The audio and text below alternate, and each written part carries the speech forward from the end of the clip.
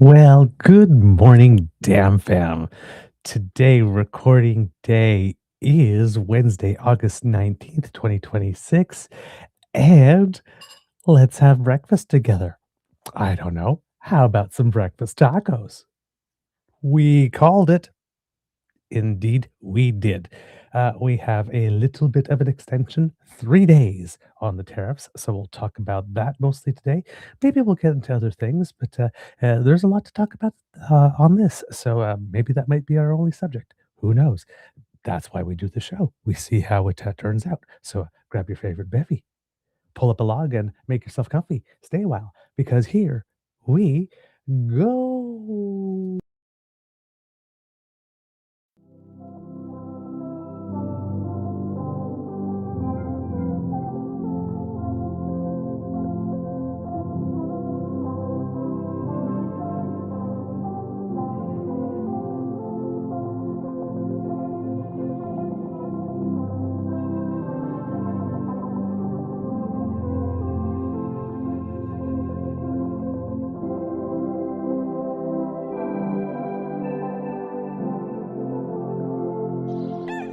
Good morning, this is the Eager Beaver Show. You are listening to a True North Eager Beaver Media Incorporated podcast.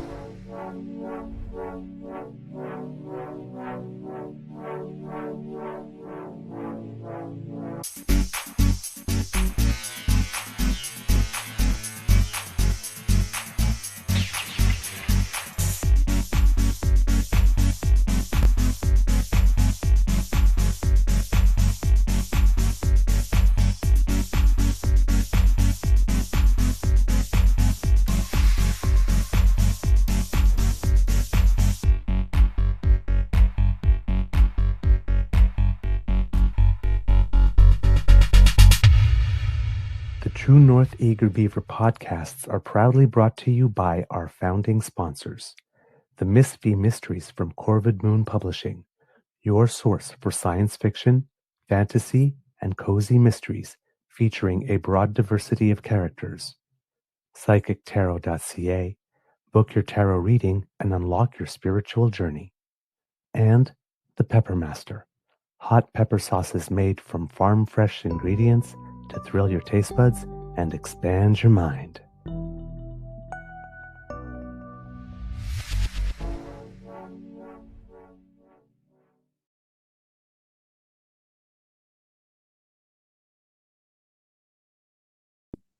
Whoops, camera didn't come on. Well, good morning and hello, kids and cubs, and welcome to season 6 and episode number 964 of the Daily Beaver Morning Show. Oh, Canada, always 100% Canadian, especially today.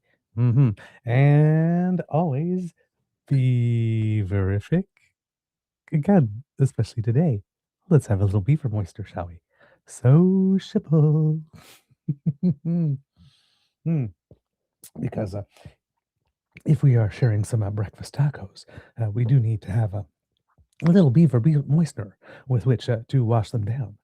Uh, I am your host, the Eager Beaver. Pronouns he, him, hey, Mr. Beaver, and not with me as usual is my good friend, Mr. Grizzly. Of course, a big thank you goes to our podcast founding sponsors, the Pepper Master, the Miss B Mysteries from Corvid Moon Publishing, and PsychicTarot.ca. Can you tell I'm excited, kids? I'm screwing up the intro. I'm tripping over my words. Today, recording day, as mentioned, is Wednesday, August 19th, 2026. It would be my foster mother's birthday today. I do not know if she is still with us, but assuming that she is, happy birthday. People wondering why I don't know. Unfortunately, damn fam, uh, uh, when my foster parents informed me that they knew that I was fabulous, that was pretty much the end of our relationship, unfortunately. But it is her birthday today, so it's um, happy birthday if you happen to be out there, Jeanette. Um, there you go. Let's see. August 19th. Let's see. Did anything happen? Is there anything important in the news? I can't think. Oh, well, yeah, we do have that Churchill Falls deal. I mean, the Prime Minister himself said that was the most important thing happening in Canada this week. Can't seem to think. Is there anything else? Don't know. Might come to me during the show. Anyway, today, recording day is Wednesday, August 19th, 2026. And it is, as you know, if you're in the chat, a very rainy day here at the Beaver Lodge, actually. I was outside in the backyard um, uh, listening to a little bit of current news, how things were being reported right now before coming on the show. And it was a lovely morning. And then all of a sudden, a cloud burst and not little bits of rain, like drapes of rain falling. So I decided to take shelter in the shed and wait for a moment to make a break for it. And I did. But as you can tell by the quaff here, it's a very frizzy day here at the Beaver Lodge.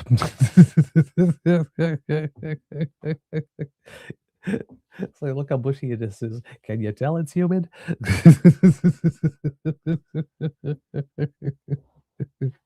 So there you go.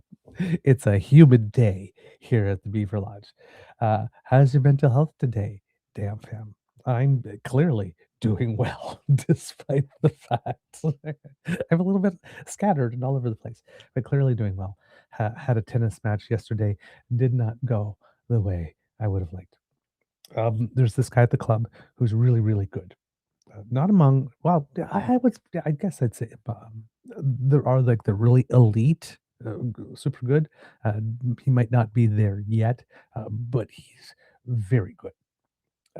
However, he plays in such a way that it's not so much overpowering you. He just is very, very consistent at placing a ball uh, in places that can somewhat be awkward for you, just consistently over and over again with lots of margin. So, and eventually he just wears you down until you make a mistake. Unfortunately, yesterday, and I like playing him because he plays that way. I can get into some rallies, right, and feel like I'm playing, even though he wins. I mean, he almost it used to be almost every time 8-0. But he's a good player person to test myself against when I make some progress and go play against him again and see, okay, the new tricks that I've picked up along the way. Right? Is it getting me any further with this guy? And if so, I'm probably on the right track, right? It's a measurement thing. So I played him yesterday, but I don't know what it was. It was the complete inverse of that other day when it was like the 28 feels like 35, and I was just kicking butt all over the place. I had no breath yesterday. From about the third point on, I was sucking wind. I felt like I was crushed by the heat. Uh, and I have pretty decent cardio, right? So I am, even with the extra weight, I have pretty decent cardio. So, I mean, I've been playing all season. But yesterday, I just did not have it. And then my strokes were just not clean. So, it was a very short match. So, but my serve was good and I didn't give up and all that kind of stuff. So, you take the positives from it. But after the match, we had some extra time. So we played a few extra games and very nice guy gave me some tips that I tried to put into place. And I also realized while I was putting into place his tips, because they're things that I know and they were things that I was doing well on those two matches last week when I was just killing it. Uh, and, you know, I, I managed to get myself to a point where I was able to put a little more focus in. Of course, I was sort of like hyper exaggerating the move to make sure I was doing it. Uh, and I did play better. So, which again sent me the signal that I was not doing that clearly at all when I was playing. So yeah, I was just trying to manage getting stopping second wind and handling the heat. That was never in any position uh, to focus on the quality of the stroke or on the strategy or playing with the intensity that I needed because I started that way, started right off the first serve really well and all that kind of stuff. And it wasn't like I was making terrible shots, and he was very on as well. So don't want to take anything away from my opponent. He didn't beat me 8-0 because I was bad. He beat me 8-0 because he was gonna win 8-0 no matter how good I was gonna be yesterday. Let's put it that way. He was on. But yeah, it was just it was one of those days where I wasn't particularly proud of what I put out there. He kind of noticed that and, tried to give me a little pick me up and, you know, but yeah, I just, there's something about it, when I can't deliver my best or, like, close to my best performance. Um, I sometimes get a little hard on myself, as you probably know from, me having done the show because 'cause I've had certain shows where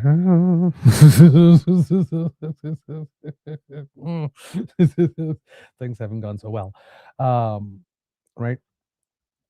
But in this case, I really didn't give up. I really did keep trying. And so, I mean, it was the best I had yesterday, was the kind of feeling I had, even though it was like far from my best. Um, so I didn't feel so bad. I was feeling a little bad of it sometimes during play, but it's not like it's like it was a point or two, and it's not like I went down. I was able like to get back in there. I had enough focus to do that. I just didn't have the rest. So yeah, a bit of a rough match, but felt good about it. Let's put it that way. When all was said and done, it was more like a just one of those days kind of thing. And then came back home and did a little bit of work. We're doing some renovations. We are starting uh, to start to make you know what I mean. But making moves for the eventual what I hope will be a studio for the show outside the actual house so that we can free up the guest bedroom because we would like to have kids one day. So but to do that, one of the first things we have to do unfortunately is remove a tree that has a root that is growing under the shed and lifting it and really perched over diagonally over some of our neighbors' yards. And if anything were to happen, and there's already a big branch, huge branch that fell off it when we had the last ice storm. So we got the permission and we have to take it down. We knew we would have to eventually. So we had already planted a tree in the first year that we moved in order to replace it because, you know, you, if you're gonna take a tree down, you should put one back. We're just it's just one of those things. Like we feel terrible about it. So, but it's lifting the actual building. So we the structure. So it does have to go. Yeah, we're going to be doing that. The person to do that is coming tomorrow. It's going to be interesting to see because it's a really tall tree. They're going to have to climb it in order to and take it down by pieces. So that's going to be fascinating to watch. But we have to dig all around the tree so that he can cut it as low as possible. And it's a very wide trunked tree. And of course, because we can't do anything with the space, there's lots of brush. So there's going to be a lot of work to do. And of course, it has to be done today. And of course, it's raining. Fun day ahead, but I'm still in good spirits. So yeah, that's my mental health. Hopefully, yours is good as well. Looking at some news here brought to us by Kit Uncovered to start the day. Of course, as we mentioned in the opening, Trump says new U.S. tariffs on Canada paused for 3 days. So hence the tres tacos in the show title today. It's feeling a little cheeky. Kit Uncover the News here says that new Churchill, well, not says, but relates. New Churchill Falls agreement could have bigger impact in oil in Newfoundland and Labrador, says financial analyst. And you know what? I'm realizing that I'm looking in the chat column to read it, but when I click it, it's right on screen. So I could just look on screen and read it, but I'm turning my head anyway. Ah, man. Yeah, this one I saw this morning upset me a little. Trying to buy Canadian at the grocery store, Loblaws removes signage from produce aisles. Yeah, here's the thing about that and this Toby to be or not to be or whatever guy there from Shopify who made that weird pronouncement a couple of weeks ago or something like that, that he believes that people that have more money should have more votes or something stupid like that. Um, this is the thing I do not understand about these people. And in one way, I do understand it because at one point you get so rich, it doesn't become about loyalty to anything but money, right? And that competition with those who have even more than you, right? Um, but here's the thing I don't get, given that I'm not somebody in that stratosphere and I'm down here. Um, so much of what you have is because of everything Canada is. The social safety net, the education, public education, the people here, how hard we work, the culture, our good nature, our traditions, our values. So much of what you do, how safe it is to operate your business in, right? They get educated workforce that is kept healthy this in a country that is relatively safe. They don't have to hire that much additional security or stuff like that. And they can't show a modicum of gratitude for that. The Westons have so much of what they have because of everything that Canada is and that every Canadian put into them in some way by shopping at their establishments, working there, working for the corporation. And at a time where our country is being existentially threatened, they can do literally the least that they can do and just keep the freaking labels up.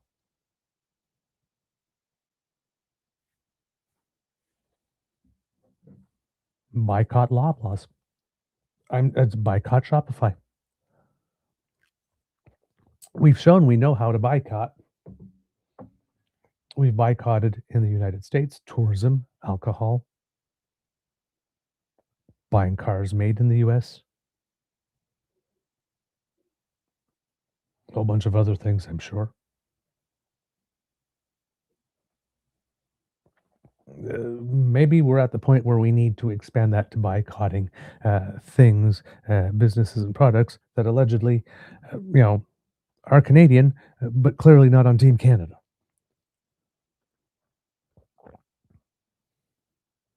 I don't know. I know we don't have that much competition in the grocery department, um, but I'm sure Metro would be really happy for the additional business.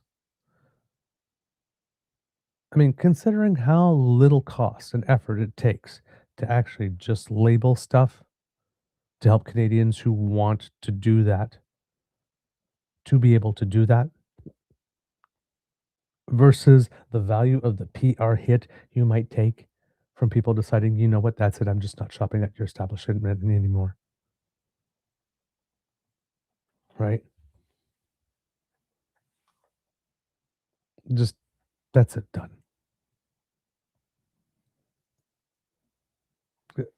I do not understand the thinking that leads to this. I just don't. Anyway, moving on. Uh, News: Most Canadians oppose concessions in Canada-U.S. trade negotiations poll. Yes, I'm going to try and find that article there, Kit Uncover, unless you've already sent it to me in the chat. But yes, that one, it would be interesting to see if the numbers have increased from what we last saw from Abacus and Angus Reid on that. So that will be interesting as well. Okay, let's see here. Ooh, okay. Danish conscripts deployed to Greenland amid Trump threats. Let's see. If he's talking Greenland all of a sudden, he might be moving on from us. Essex area honey producers fear impact of new U.S. tariffs, even if they don't export their product. There you go. Mentioning that yesterday, that the beekeepers are particularly concerned here. Great news from Manitoba. Manitoba's NDP says it has added 4,725 healthcare workers since being elected. That's a promise kept, promise made, promise kept type thing there. And in the Northwest Territories, the premier says he's ready to put American booze on shelves for a good deal. That so far does not necessarily look like it might be coming. And yes, oh well, hey, today in gay, da da da da da da da, National Monument for LGBTQ community opening Friday in Ottawa. That might be another one that I need to check out. And then Uncover says, that is your boarding briefing for now. On to you, Mr. Beaver. Well, thank you so much, Kid Uncover. Beautiful throw. I catch. There we go. Kid Argosi Acres says, I'm so thrilled about the Churchill Falls deal. I am too, actually. And one of the reasons I'm particularly thrilled about it is because on the eve of the day that Donald Trump, with a sword hanging over our heads, was planning to announce or not announce 50% tariffs, because at that time we didn't know. We had some inklings based on past behavior, but we didn't know, right? And he has done the madman thing enough times for us to know that it's more than just a minor statistical possibility, given, I don't know, what he ate for breakfast, how it sat that day. It seems, right? Boldly stepping up to the cameras for a national announcement that he knew would go international given the size, the scope, and the scale of it. Expressing full steam ahead confidence in our nation and in our ability to attract business and to come up with projects that are worthy of not only national but international investment, even in the face of 50% tariffs, totally arbitrary 50% tariffs being imposed on our economy on 1% of our GDP, or about $28 billion of our products, in an effort to openly try to coerce us and bring us to our knees, because he's declared this openly, right? With the whole world watching. Now, if that is not something that says to Donald Trump, um, sit on our maple and spin, buddy boy, I don't know what is. And during that press availability, also has a moment where he looks at the camera and says, not only is this deal, now this isn't separate questions, I'm cobbling stuff together, but this deal here that I want to talk about today, even though you keep on asking me if has called me or I'm going to talk to Trump, this deal today, the Churchill Falls deal, is the biggest thing happening in Canada this week. Boom. Right? Donald Trump, world's greatest attention whore. And there's nothing more tragic than a neglected attention whore. But I know, petty. But Donald Trump wanted to be the big story. Mark Carney said, "No, I got a bigger story, and no matter what happens this week, this will still be the biggest story happening in Canada. You hear? Occur?" Right? Boom. That was great. And then number two, right? Yeah, I will be talking to Donald Trump, and the first thing I will be telling him about is this damn deal here today that you guys won't ask me about because you keep on wanting me to ask me about that guy down there, who to me, I am pretty much done with, if you have not noticed yet. No, I'm doing it the Canadian, completely diplomatic way, added with boardroom professionalism. But if you have not noticed in my statements over the past while, like right down from remember the who cares. Also, non coincidentally, on another time when you asked me if I was going to be talking to Donald Trump. But I digress. Have you not noticed that I am pretty much done with this guy?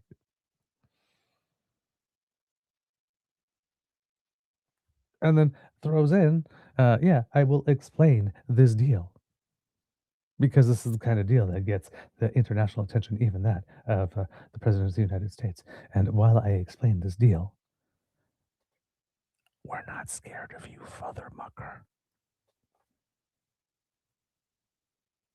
I will also explain to him what maître chez nous means.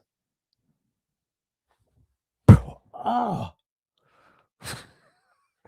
add that to the one about, oh, the teleprompter just went out, and unlike certain leaders, I'm not going to consider that a conspiracy theory. Oh, Prime Minister has no more F's to give with this guy. Just none. Now, that does not mean, right, that it's going to be elbows in your nose all the time, right? You can't play a whole hockey game with elbows up. Elbows have to be strategic, right? Again, if the ref's looking at you, you probably don't want to do it right then.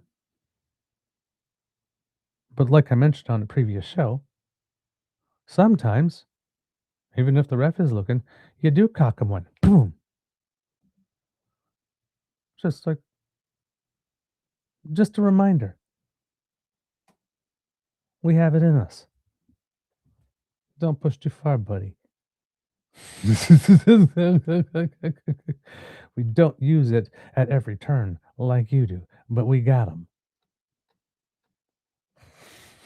So, yeah, yeah, yeah. Wow. Um, whew. So, Prime Minister out there, selling Canada undeterred, right? He's got that big business summit coming up in September, where the world's largest sort of pension funds and sovereign wealth funds and richest nations and richest corporations and entities and banks and stuff like that are all going to be gathering in Toronto. That is going to be something that um, will probably have Donald Trump green with envy when it has it because um, Mark Carney has this convening power because of who he is and the fact that Canada's economy, at least according to the people at Bloomberg and the Wall Street Journal, seem to be doing rather well at the moment, and Canada also seeming to have taken up a leadership role on the global stage, seeming to be more respected, seem to be considered a little more of a player in certain areas. And of course, with the United States in retreat and Canada having a lot of the things that the world does need, w- people may be seeing uh, the hidden value of Canada, right? I think it was in that. Oh, who was that person? Was that interview the other day? Oh yeah, I think it was that same guy from Bloomberg. Mr. Winkler saying that Canadians were the world's hobbits, right? We're the ones who will save the world. we just we just do the work. We just get it done. So that's what he's doing here. Public opinion polling seems to indicate that Canadians are supportive of it. Right? It's But it is a trying and it's a turbulent time, and I would not wish it on anyone. And I do not envy the Prime Minister his job, even though I'm very happy that we appear to have somebody of competence and skill and someone of great personal restraint.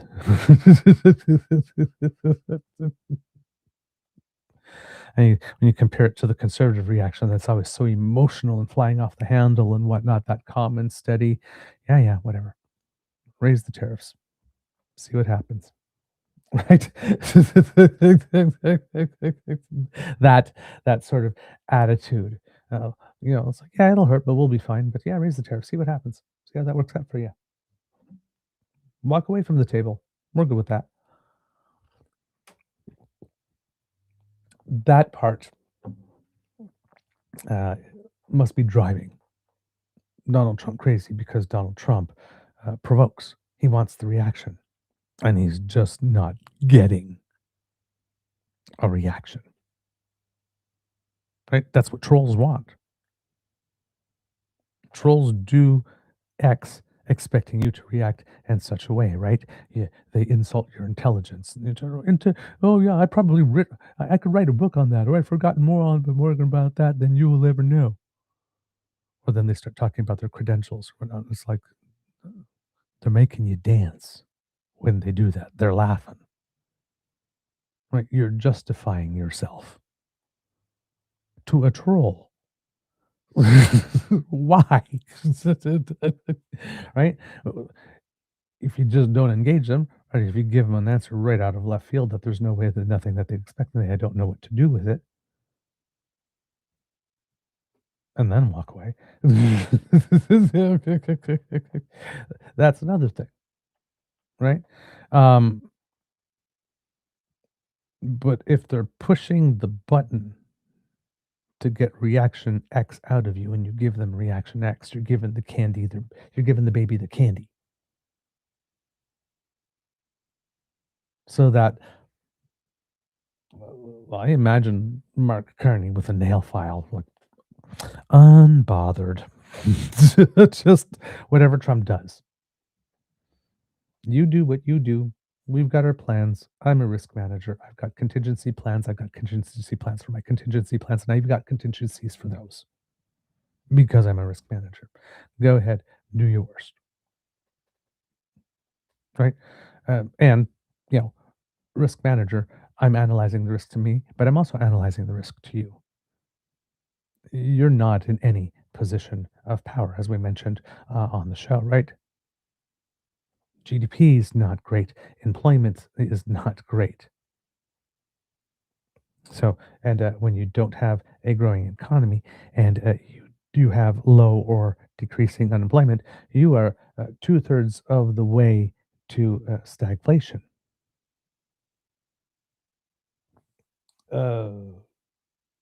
On the third metric, which is escaping me off the top of my head, which is why I was cleverly trying not to mention it, but now I need to mention it and I can't get away without it.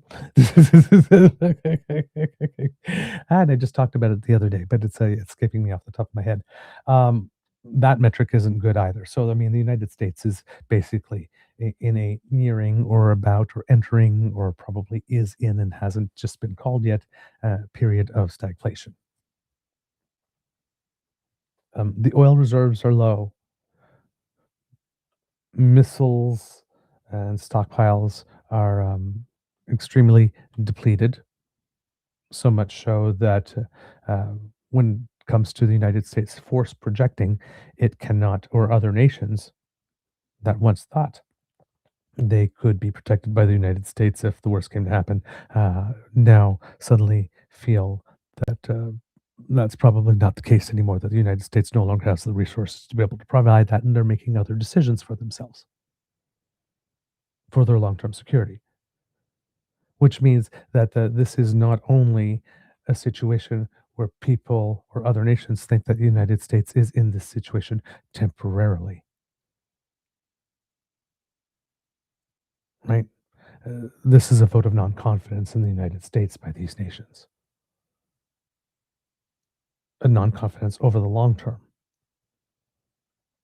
Same thing with the selling of US securities and debt. The fact that central banks are buying a lot more gold and maybe not holding as much US currency anymore. The fact that the United States has to pay more for people to take its bonds, the fact that the United States, as it is rolling over its debt, they are rolling it over in shorter term bonds, hoping, rather than longer term ones, hoping that yields will decrease soon enough so that they can buy longer term bonds. While that is happening, of course, um, we find out that the U.S. Uh, the deficit is greater than 2.1 trillion. Or is it that the debt? Can't remember off the top of my head that one either. 2.1 trillion. And that right now, the United States, the country that spends more on its military than any other nation in the world by multiple fold, is now spending more on servicing its debt than on military.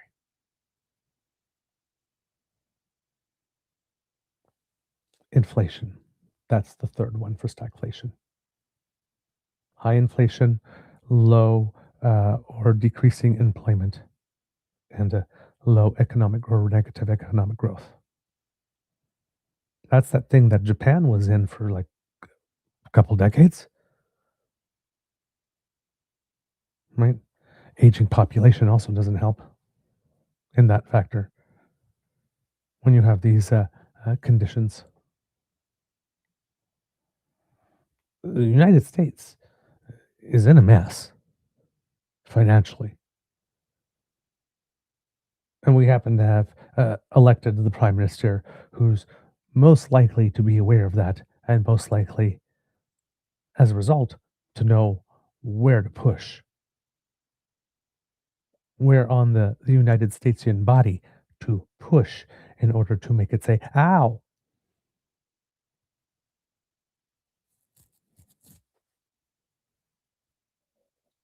And he happens to have the convening power to do that. And trust, as the prime minister keeps on saying, given the way the world is changing, trust, and you can add probably reliability, being of your word. All various, you know, variations on trust is probably the biggest asset you can have. And not only do Canadians have it, but we are liked as well, right? Um, and as much as Donald Trump keeps on saying that we have nothing it needs, it keeps on showing us, right, uh, that it does need stuff from us. When it threatened the 50% tariffs, there were exemptions on like oil and gas and potash and certain other things, which um, gave us an indication of places that we could press if we had to do counter tariffs or retaliations, places that would hurt um, the United States particularly hard. Now, we also found out this week that it seems that one of the things that the United States wanted from Canada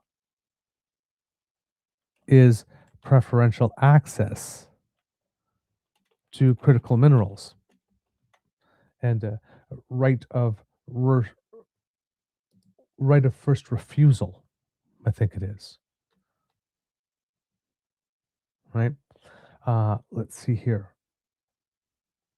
if I can find it, this was an article August 17th, CBC by Benjamin Lopez Stephen, Philip Ling, and Kate McKenna, where they're talking about that in one instance here. And it says here, there we go. The Americans are seeking a deal that would see preferential access to Canadian critical minerals and cover security and energy. Canada has several projects located across the country that mine and develop many critical minerals the U.S. desires, such as lithium, nickel, cobalt, and copper. Ottawa is also working to advance production through its national strategy released in 2022.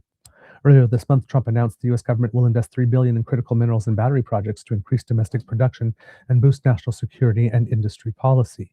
The White House needs critical minerals to replenish weapons stockpiles depleted during its ongoing war with Iran and reduce U.S. dependence on Chinese supply chains. You think we don't have leverage there?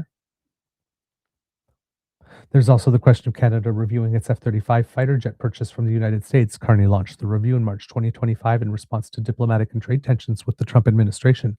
Last week, National Defense Minister David McGuinty acknowledged the F-35s are, quote, being examined by our negotiating team.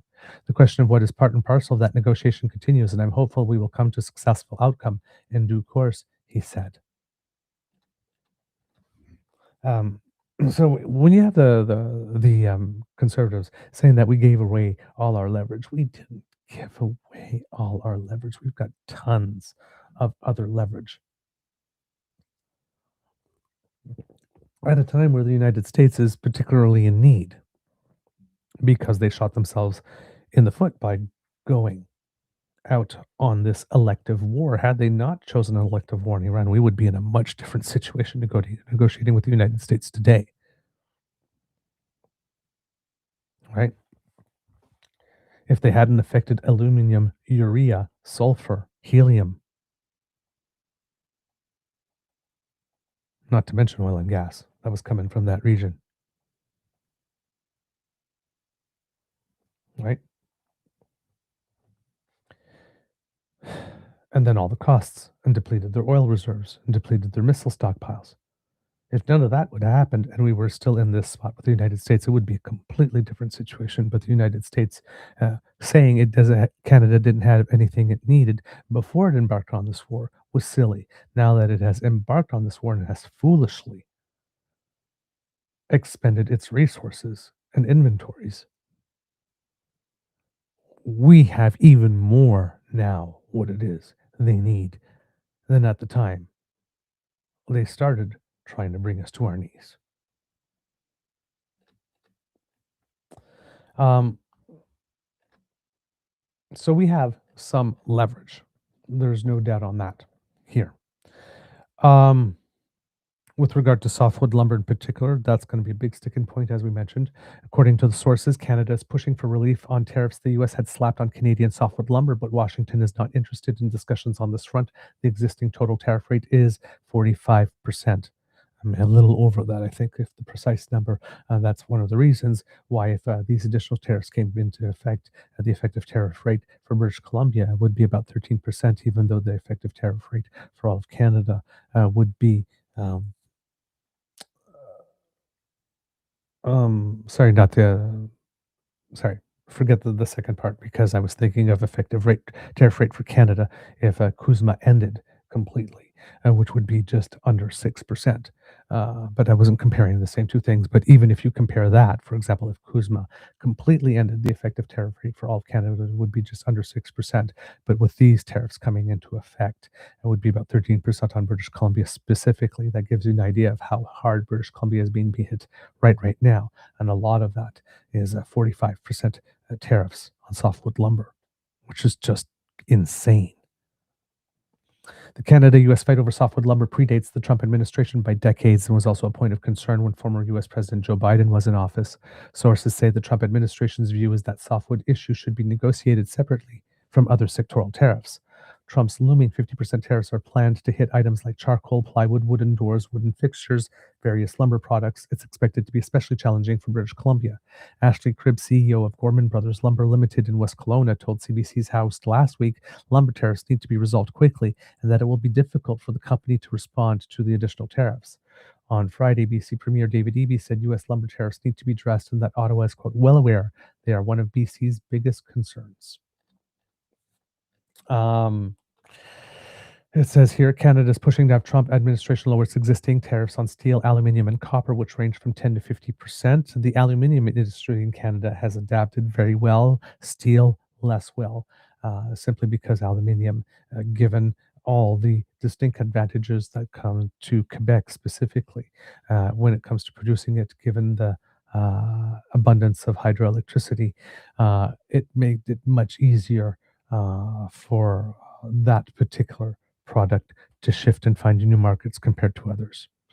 The Carney government has announced various measures over the last few months to prop up the sectors, including establishing a $1 billion loan program through the Business Development Bank of Canada so companies most affected by tariffs can get the money they need to stay in business. Last week, the federal government announced it would pump an additional $100 million into Canada's steel industry with a new program that will pay for half the cost of transporting Canadian steel made by ship or rail within the country.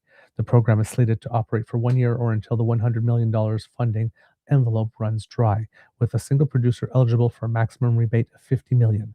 When asked what will happen to the program if it runs out of money before the end of its 1 year timeline, Transport Minister Stephen McKinnon hinted that an extension may be considered. So their government coming in with some support to help with transportation for the industry. Okay. Wow. That's I guess that is a way to help and offer some assistance to take an expense off the balance sheet. With regard to alcohol, it says the federal government has told provinces to be ready as soon as possible to put U.S. alcohol back on store shelves in case a tariff deal is reached. Sources have told CBC News that irritant is another reason behind Trump's 50% tariff threat. Only Alberta and Saskatchewan, which have privatized alcohol retail systems, have resumed the sale of U.S. booze. Other provinces have maintained their bans, although there has been division among them for months over whether to relent. Sources have told CBC News that Canadian negotiators fear this is a significant obstacle in avoiding Trump's tariff threat. The bans are entirely provincially controlled, but some provinces have said they'll only relent if they get relief for their sectors. Now, with regard to this, some of the provinces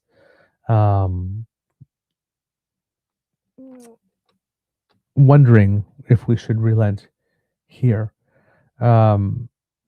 Goes into a little history here. It says Ontario Premier had been advocating publicly for a more aggressive approach to this White House, saying he's tired of the bully trying to take our lunch money all the time.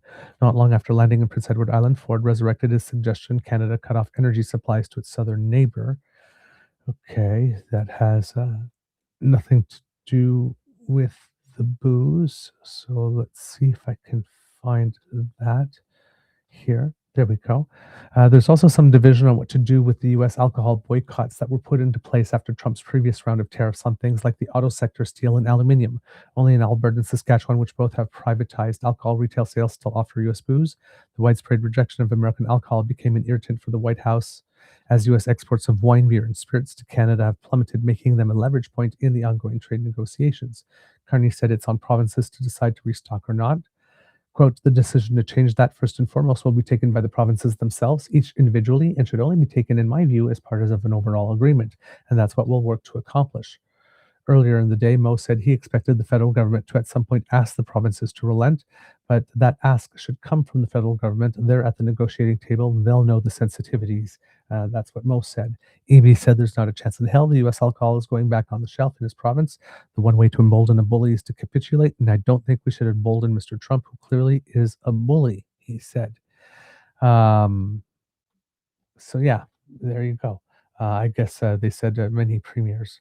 But this story that they referred to, claiming that only cites EB, which is a little incomplete reporting-wise here. Goes on to say, sources have told CBC News that Canadian negotiators fear this is a significant obstacle in avoiding Trump's tariff threat. The bans are entirely provincial control, but some provinces have said they'll only relent if they get relief for their sectors, as I mentioned before here. On Thursday, Ontario Premier Doug Ford said he will end the province's boycott only if negotiators secure what he describes as a fair deal that addresses tariffs on key sectors. Quote, if we get a fair deal that will protect our steel sector, our auto sector, our forestry sector, agricultural sector, manufacturing sector, then we'd be more than happy to bring booze back on the shelves. Similarly, Fréchette, The Premier of Quebec has said she's open to allowing U.S. wine to return to store shelves, but she'll need to see reductions in tariffs on key sectors like aluminium and manufacturing. Sources have also said the federal government has asked provinces and territories to be prepared to drop retaliatory procurement rules that favor Canadian suppliers in case a deal has made. So there you go. That's where things sat, and certain of the things being asked. Uh, since we did the show, I did do a little breaking last night because there had been a development sometime yesterday in the afternoon around 3 p.m., 3:15 p.m., somewhere around there. There was, at least Politico was reporting that Canada and the United States had agreed to enough that there was something on Trump's desk, which is when the real negotiations started and the ones that would involve some leader to leader talk. So there was still some back and forth throughout the evening and around 10:15 or so, which is a little earlier than I was expecting because I really thought it would go to the last minute. There have been past trade negotiations, not necessarily with Trump, but with the United States, that have gone to like 5 minutes before the announcement was supposed to, or 5 minutes before the deadline, and there was an announcement. So, but around 10:15, we had learned from, I believe, staff at CTV. I had found it on CP24, but it was attributed to a CTV staff that Trump had granted the extension. Now, it is not a long extension. It is one that is merely 3 days, as I mentioned earlier. I'm guessing Trump is kind of indicating here that uh, he would like something quickly. Um, Kind of interesting, also as a dynamic, because if you remember, Donald Trump was the one who walked away from the table, and which suited us fine because we wanted to rag the puck.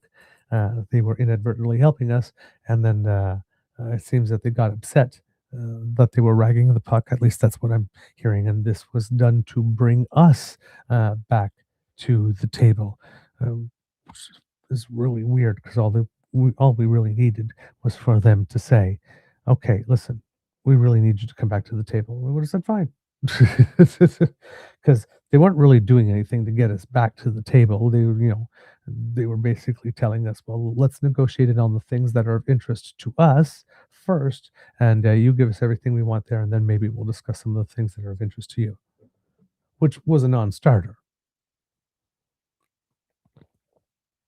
That was a non-starter for us. So we weren't going to engage in that. Um, but if they were going to come to the table in good faith, like they seem to be seen in as much good faith as you can have in a process as this. And here we need to distinguish between Jameson Greer, who is actually someone who is respected in his field, who is actually knowledgeable in this field, but we also have to understand with regard to trade, he comes from the legal side of it, not from the practical business side of it, right? He comes from the legal architecture side of trade, but not the practical everyday business of it. So he does have a few blind spots, and hopefully he's getting through the talks and everything, getting what he needs to be able to do that. But it would seem that in a room he can be dealt with and whatnot, right? There's a consistency and there's everything. He is working for Trump and whatnot, and he's got his orders right, but he is trying to get something to present. So the United States does appear to want something, right? Um, but again, everything really with Donald Trump as a leader to leader negotiation, you can do all of that work beforehand to get something to him, and then the real negotiation starts, right? So that's where we were yesterday evening, and like I said, around 10:15, got word that there had been some type of agreement. Um, I am looking for my thing here that has, because I would like to be able to read what it is I saw at the time if I can find it. But that might probably, it's not looking like the software is working to be able to bring things up. There might be something with the system that is down at the moment. Um, so won't be able to bring you that one, but still will be able to bring you coverage from other sources here, from CBC, perhaps the Globe and Mail. But Trump did release a statement on Truth Social that goes a little something like this. And let's see if I can bring it up for you guys as well, since uh, it's not working on my phone, but it might work on the desktop. And that's usually what I do anyway. So this is the one. Let's bring it up for you. And here it is. I have, oh, sorry, forgot. I have paused the 50. Oh, let's see. Let's flip that. There we go. I have passed the 50% tariffs against Canada that was scheduled to kick in tomorrow morning for a 3-day period based on the fact that Canada and the USA, subject to the finalization of the documents, have a deal. Now, of course, I need to draw your attention to deal in all caps, one exclamation point only. Very restrained enthusiasm. Enthusiastic, as you could tell by the all caps, but not too much by the use of only one exclamation point. uh, here, a little punctuation thing here. I have paused the 50% tariffs against Canada that was scheduled to kick in tomorrow morning for a 3-day period. Well, gee, if the tariffs were going to kick in for only 3 days, we wouldn't have spent all this time at the negotiating table. So it's a 3-day pause, not a tariff that would have lasted 3 days, as it appears to be indicated here. So I have paused the 50% tariffs against Canada that was scheduled to kick in tomorrow for a 3-day period based on the fact that Canada and the USA, subject to the finalization of documents, have a deal. The great Keystone XL pipeline, long ago killed by sleepy Joe Biden, may be awoken from the grave. Thank you for your attention to this matter, President Donald Jagoff Trump. There might have been a word there. That was my editorial addition there. Again, petty. Just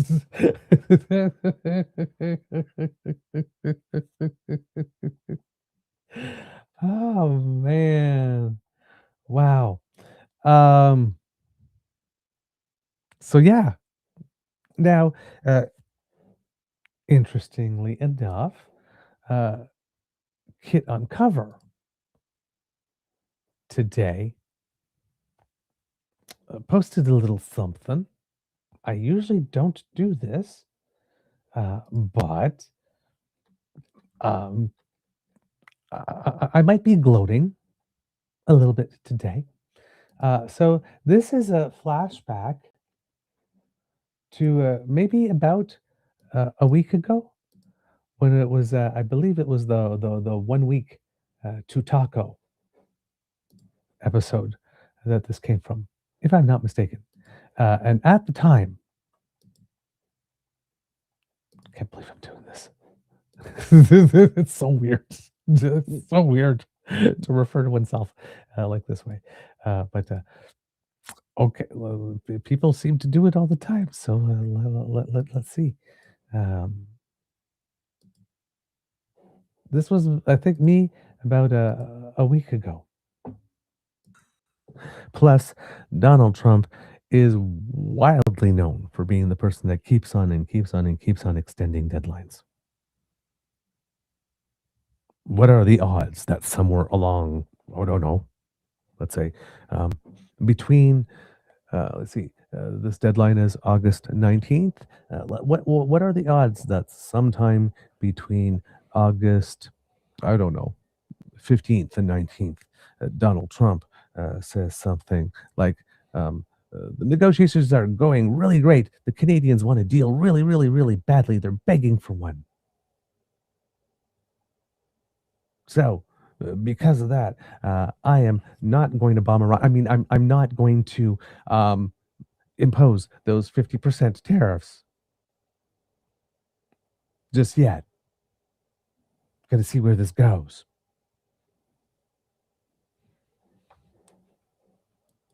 right? What are the odds?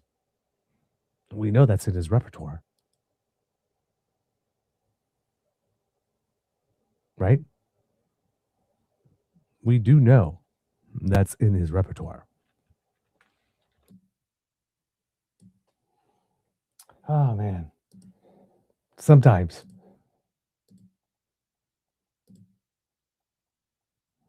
the only way that one gets more right is if 3 days from now we still don't have a deal. Maybe two exclamation marks this time around. But we're still very close, and Canada still wants a deal very badly. So we get another extension because I said extensions after extensions. We got the first one.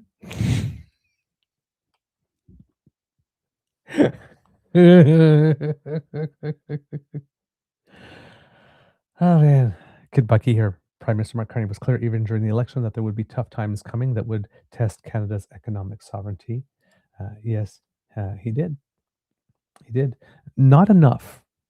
However, these messages need to be repeated and repeated, and uh, might might be needing to lay a little more groundwork in case the worst thing happens. But um, he has said it a few times. Yes, that is true. Jay Craig going, it's Taco Wednesday, and because it is, but because it happened at 10:15 last night, he actually did Taco Tuesday. Oh man, wow. Okay, let's see. Uh, Uniquely, Jillian had it too. He made the post prior to midnight, so technically it was Taco Tuesday. Kid J says, check the smoke map. There's light fire smoke in the air, dehydrates your lungs quickly. Oh, I did not know that. That there might have, I knew that smoke dehydrates your lungs, but I didn't know that there was light fire smoke in the air, potentially in the region. Um, I do need to check that. Thank you, Kit J. I did forget about that. Let's see, what else do we have here? Indeed, uniquely, Jillian says the rain will help soften the soil for digging. Yes, it will. And I actually mentioned that to my sweetie. I says, I hope it rains, but I was hoping it would rain yesterday, not today when we were digging, when we had to dig. Kid Bucky going here. I fundamentally disagree, Mr. Lutke. My measure of a person's societal worth is not their accumulated wealth. Indeed. Indeed. That's why I completely agree with you here there. And if we start to acting that way, then it makes it very easy when you have a lot of wealth to decide who gets to vote and who doesn't, how much you pay them, or whether you hire them at all, right? Here, I'm covering the news sent the article. Thank you on the polling thing. I'll be looking to that. Oh, a little Toronto Dan news since we're interrupting here and reading some comments here. Tomorrow, I'm going to canvass with a candidate in Parkdale. Her father was a homeless when I was, and he died when I got housed. A whole backstory. Look for video tomorrow night or Friday morning. Uh, you go on, Dan. Go on, Dan. Do that good work. We are rooting for you here. Bucky, Churchill Falls is great. How do we feel about Keystone XL being on the table? Well, I am glad you mentioned that, good sir. Because we will get to that. Kit Lori Sugo, surely Canada has not heard the last of Trump's threats, expects more of the same from this diaper-clad, delusional, stench-filled, ranting idiot. Ooh, boy. Let us know how you really feel, Lori. Not that I disapprove. Oh man, I tell you, this is quite a time to be alive. Oh my, can uncover Australian tennis player Nick Kyrgios suspended after testing positive for cocaine. Oh boy, the last thing that guy needs is something else to be covered that's scandalous in the media. Um, Seems to be a good egg, but a little bit of difficulty. Um, hope everything works out for the best on that one because he's a damn good tennis player. And like I said, you know, a bit of a tennis bad boy, has a reputation, but there are moments. I remember he was playing mixed doubles with Venus Williams a couple of years ago in a tournament, and he had such respect for her. It was insane. So just uh, he's someone I want for things to go well for. Let's put it that way. Hopefully things will work out there. Kit Cassie going Keystone XL wouldn't take much on the Alberta side. All existing permits are still valid. Indeed, that is some of the thinking that we had as well here. Total U.S. debt is verging on 40 trillion. That's what it is. So total U.S. debt we're verging on 40 trillion, and annual adding 2.1 per year. Cassie, like Velveeta Voldemort, will still keep coming for lunch money on the playground. The rest of the world is watching our PM's response. Absolutely, indeed. With regard to preferential right of refusal and preferential access, Trump can suck eggs. There we go. Bucky, I get the impression that the old Keystone approvals will reduce friction. Both countries still have regulatory steps to take. Indeed. Indeed. So, Kit Kat going, of course, Trump back down. PMMC has all the cards. The US is going to bankrupt. They can't afford another 50% tariffs. Kid Bucky, US Keystone resistance was what motivated Biden to kibosh the project. I fear Trump won't let it stop him, though. Yeah, that is actually true. It will not. Trump will not let that stop him. That's for sure. But there will be legal action on the U.S. side to prevent that for sure. If that gets picked up, that'll be tied up for a while.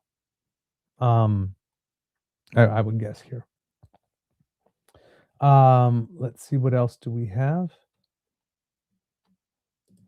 Cassie, this new deal is going to be a prominent issue in the upcoming by-elections. Agree? Totally. Particularly, again, if there's anything on dairy, and if there's nothing on lumber, because there's a by-election going on in Quebec, and there's a by-election going on in British Columbia. So yeah, this new deal is definitely going to be a prominent issue in the upcoming by-election. There's no doubt about that. Which is probably extra motivation for the Prime Minister to not accept just any deal here.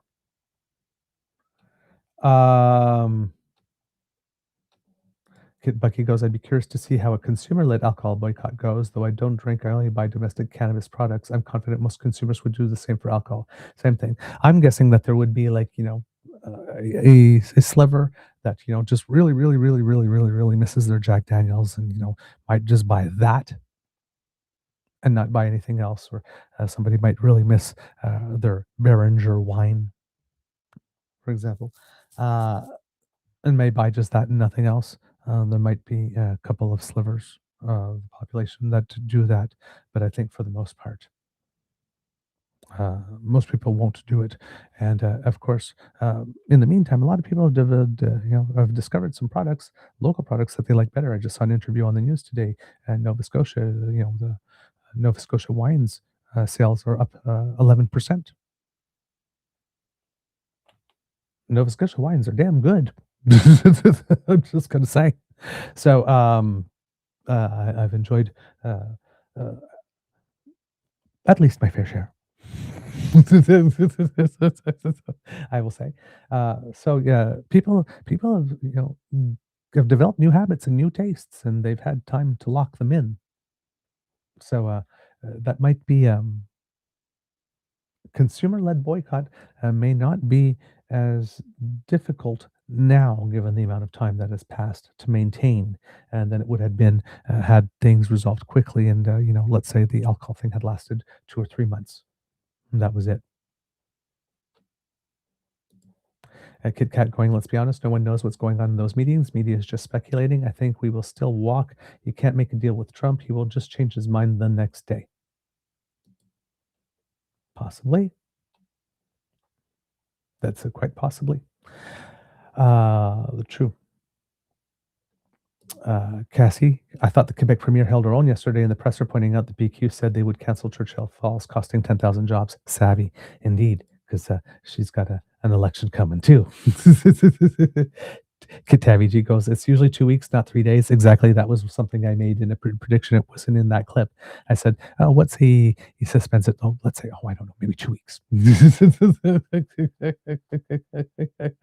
So 3 days could be a sign that we actually are indeed close to an agreement, or it could be a sign that Donald Trump needs an agreement, maybe even more badly than we do. Maybe, maybe. Um, but yeah, we need to. That stuff is going to play out over the longer term here. Kit Kat going here. Trump can keep tackling until the midterms. He's between a rock and a hard place. We will just keep moving on. Exactly. And every delay, every extra day we get is an extra day that we can sign another contract. We can pivot even a little further. That we can find another, source for our resources and all that kind of stuff. Right. So all of this works out for us. That's for sure. Now, Donald Trump, of course, saying that we have a deal. Maybe not so much. Maybe not so much because, right, as I mentioned, when the United States puts something out, it's always for domestic consumption, right? Donald Trump's approval are terrible. So everything is to feed that narrative that he's this great, super successful leader who's completely infallible, and everything that goes wrong in the world is everybody else's fault, and everything that goes good in the world is his fault, and you know that type of stuff. Despite the fact that everything, an observable reality, is indicating the opposite. So, if you believe the Donald Trump narrative, we have a deal. We just need 3 more days to put a couple little extra dots uh, on some I's and cross some T's, and everything's going to be good. Now, that could be to make himself look big, strong. It could also be something that he puts out there to make Canadians believe we get very close. And let's say in 3 days we don't have anything, we get slapped with tariffs. Oh, that damn Mark Carney, he was so close, but somehow he botched it at the end, right? Creates that narrative. You don't know with this guy. You just don't know. However, that is, again, if you make the mistake, once again, of considering Donald Trump as a source, particularly one that is reliable. Hmm? So, why not go back for a second to Donald Trump's version of reality? I have paused the 50% tariffs against Canada that were scheduled to kick in tomorrow morning for a 3-day period based on the fact that Canada and the USA, subject to the finalization of documents, have a deal. The Great Keystone XL pipeline, long ago killed by sleepy Joe Biden, may be awoken from the grave. Thank you for your attention to this matter, President Donald J. Trump. Donald J. Trump has even got some memes out there of sort of like this keystone rocket coming out of the ground, in a graveyard that has tombstones that say "buried by Joe Biden" or something like that, to make himself like the great, uh, the great guy, the great guy who got it done. Uh, but however, if you listen to the Prime Minister of Canada's version of uh, what reality is, uh, somewhat different.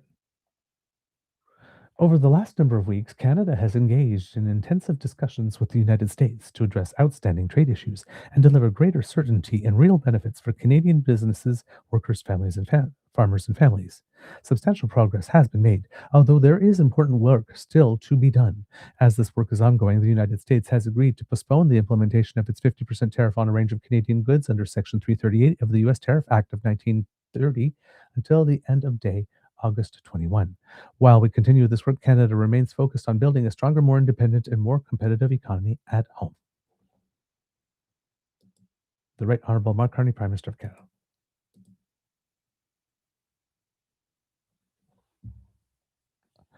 Um, that's very different.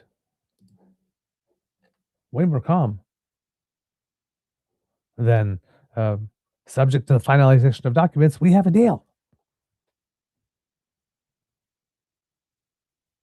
Now, let's say, let's humor. Let's say that there is indeed a deal, and we are just 3 days away. Let's say. Um, there is the matter of concessions. And you have the conservatives going around the country, and they've been doing this for a long time, saying, "We made so many concessions, we got nothing for it. We got nothing for it. We got nothing for it," which is not true. We did get something for it because there was a day that Donald Trump actually signed an executive order securing the fact that there was going to be a CUSMA exemption status for Canada with regard to tariffs. We did get that. Now, if you're looking at all the things we can concede, right? The United States wants first right of refusal and preferential access to critical minerals as we are trying to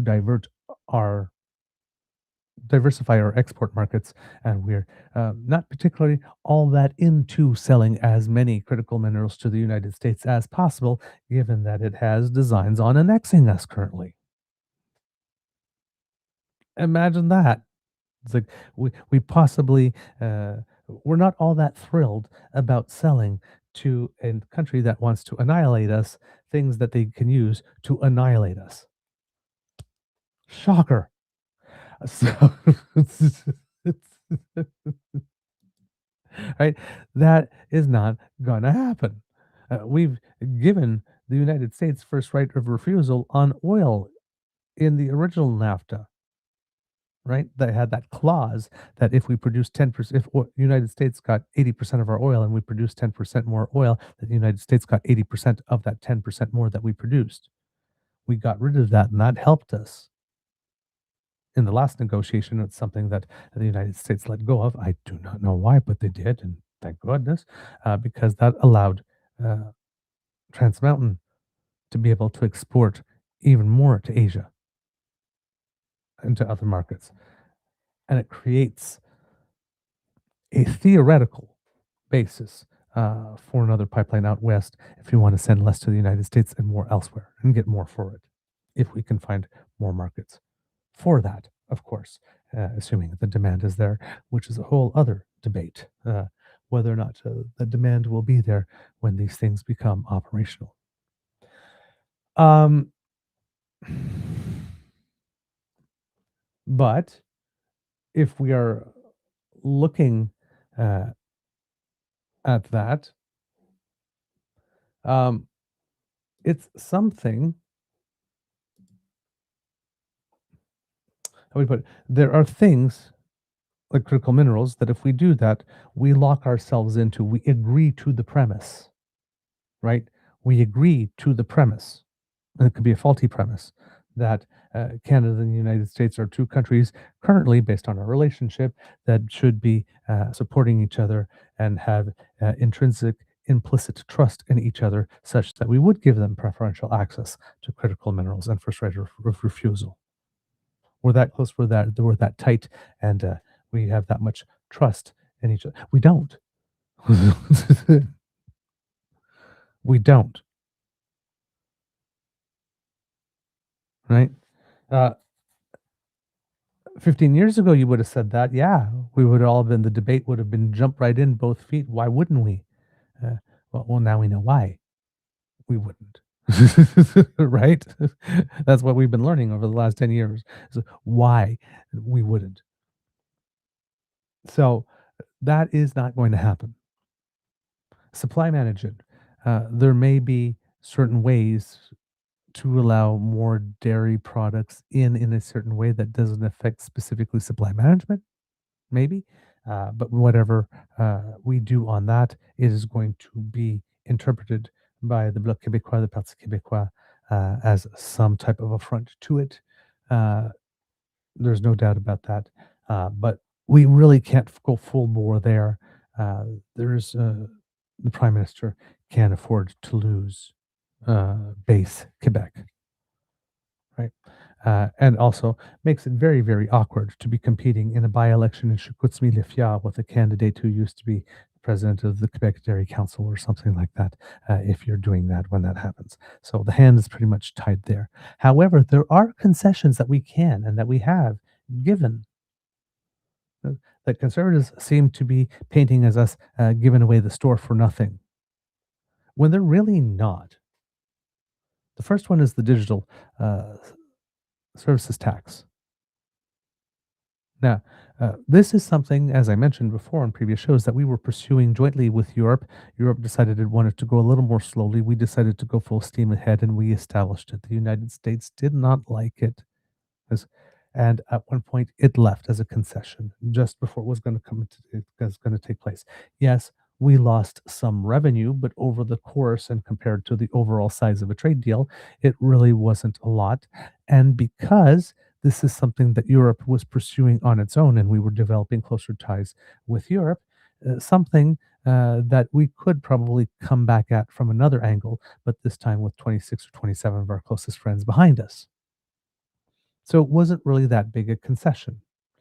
Later on, the CRTC recommended that there be a certain structure put in place so that there would be contributions to CanCon Fund. The Canadian government decided not to take that recommendation. It did provide the funding to the programs. So they believe that the idea was good, that these programs should be funded, but not that the money should come from the streamers, at least not at this time. Canadian government put the money into that and decided not to move forward with that. That was seen as a concession, though that's something similar or in the same vein as digital services taxes. I'm sure that there might be a way, again, to work with our European partners, if that were the case, to sort of include those elements to whatever was going on, particularly since the CBC became a member of the European Broadcasting Union, which is allowing our participation in Eurovision. Right? It would be fairly easy to go to the United States. Well, as we are members of the European Broadcasting Union now, there's a couple of changes that are going to be happening around here. Right? So those two are gone, but they're gone in a way that it could be that they're gone for now and could come back later. So, um, these two might not be so much concessions as retreats to come back and grab them in a more organized fashion later. Booze. Symbolically, very, very difficult for the Prime Minister to get Canadians to um, abandon, because this is one way that us at the bottom of the pyramid can feel that we are doing something directly, and that we know that everybody else is doing it too, that we feel part of something, right? It gives us an ability to stand up for our own country in our own way and offer our own form of resistance. So that would be more difficult. There probably is more for the government to lose domestically than internationally by doing this. But if we remove the emotion and the patriotism out of it and talk strictly business, this is a decision that really costs us nothing, right? Uh, whether the LCBO is stocking its shelves with American booze or Canadian booze that is selling, there is stuff on its shelf that is selling. It's not suffering, right? It doesn't cost us really any more or any much more to put US booze back on the shelves other than product that would have to be displaced, which then, of course, makes it such for us as Canadians that if we choose not to buy the US products anymore, and then we give our alcohol purchasing authorities to buy less American alcohol on the basis not that it's a boycott or a trade thing, but just that consumer demand is simply not there anymore. Sorry. Um, but it doesn't cost us anything financially, right? It doesn't cost us anything terrible. Keystone, another one of those things, right? Because, as one of the kids mentioned, most of the permitting and construction on the Canadian side has already been done. They're really, for us, what we've done, the money we've sunken into it right now, it's a sunken asset. It's stagnant money. It's money that's been spent that's not producing anything for us. So if the United States want to go ahead and finish that off and create something that generates more money for us, okay. Oh, gee, wow. Oh, we're going to suffer so much if you do that. It's something that doesn't cost us, right? In fact, it's something that alleviates something that is costing us because we have a stranded asset, right? Um, for Alberta, it's going to be a little tricky because if it does go through the new path, has a portion of the pipeline that goes through Saskatchewan, which means interprovincial dealing. Now, while Alberta and Saskatchewan won't have too much problem, the federal government probably won't need to sweeten the pot. That's one of those other things. If Alberta wants to separate, well, that pipeline going down to Keystone now is going to go through through Saskatchewan for a little bit, so that's going to complicate those sales. Now, the thing with Keystone, of course, is that it sends more of our oil down south, where we do not get the best price, and we're already over reliant on the United States, right? Much rather that oil go west. But if we can increase oil going west, and well, oil going south is also increasing, and we can make use of an asset that we have sunk money into already, and that is already stranded, that could start bringing us something back. Um, on a purely economic level, why not? If Donald Trump wants to call that a concession, if that is the win Donald Trump needs to be able to sell this, we got Keystone happening. Yeah, and I revived that from Sleepy Joe Biden. Yeah, yeah, yay me, yay me, yay me, yay me. Yeah, but all the costs are pretty much yours, and the court cases and the legal wranglings almost all yours. And all. Yeah, where do we sign?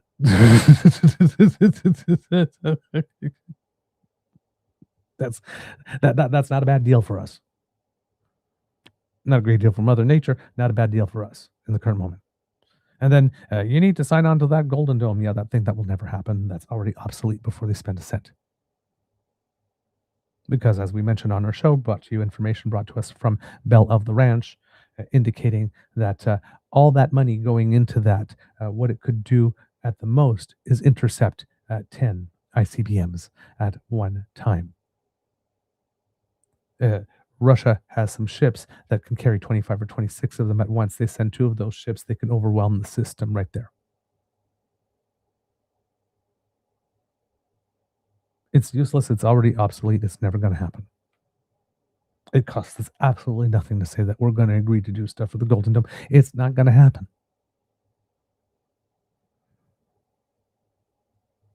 If those are some of the main areas that they are looking for us to make concessions, well, then concede away, babe.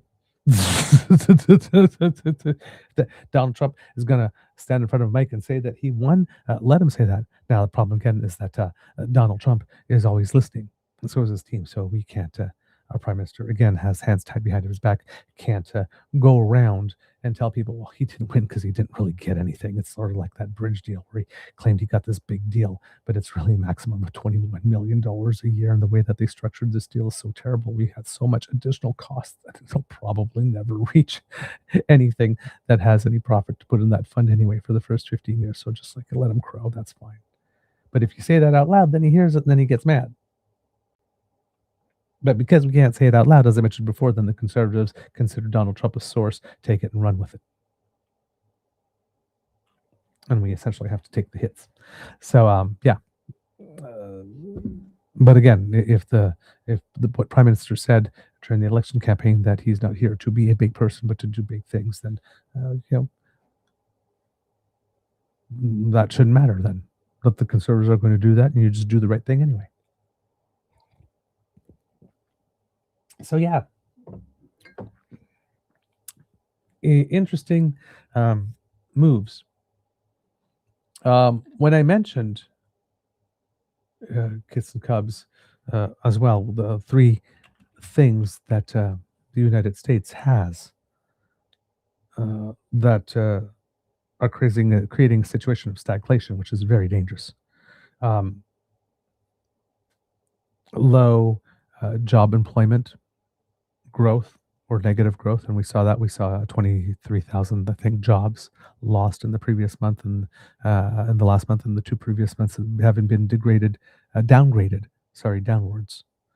So job creation not the best in the United States.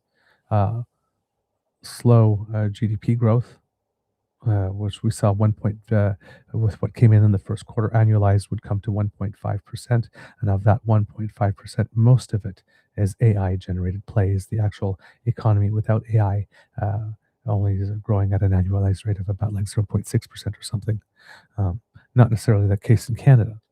And of course, the third aspect, inflation, which had numbers in the United States come out recently, showing that the headline number had eased slightly to 3.4, down from 3.5 in June.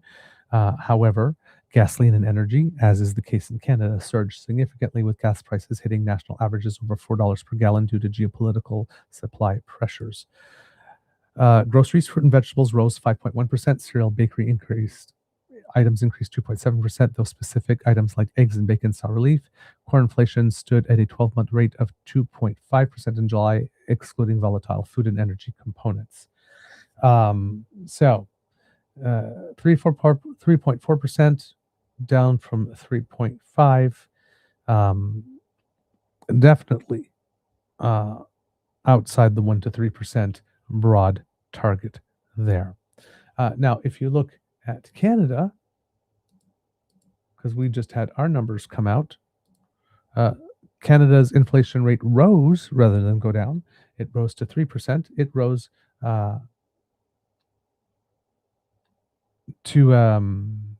so it rose by 0.2% because it was at 2.8 in June. So this is according to Abby Hughes of CBC. Canada's inflation rate rose to 3% in July as renewed hostilities in the Middle East sent prices at the gas pumps back up again. The increase is almost entirely due to gas prices.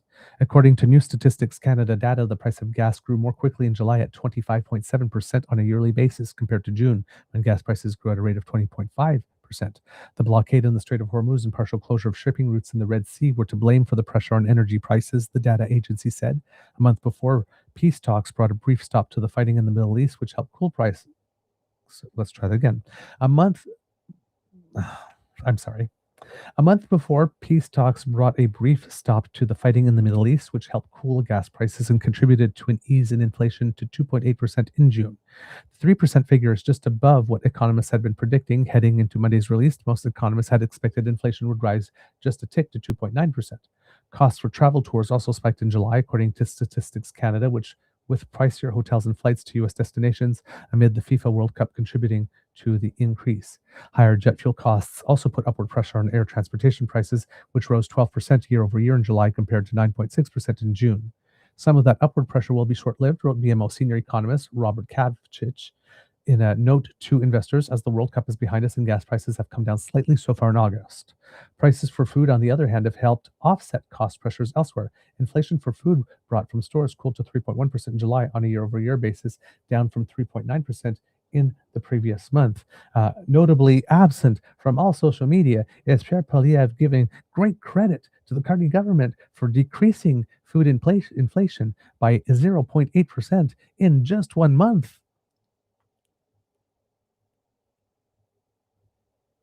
Funny how he doesn't celebrate when we have a good number. In fact, Pierre Poilievre went back to looking at numbers like for the last few quarters together to make the current number, look not as impressive, which is really interesting because last quarter, when it was indicating that 1 month, that 1 quarter number was indicating a second consecutive quarter of very, very modest, if at all, economic GDP decline. He was out there screaming it was a full-blown recession. So when the news was bad, the 1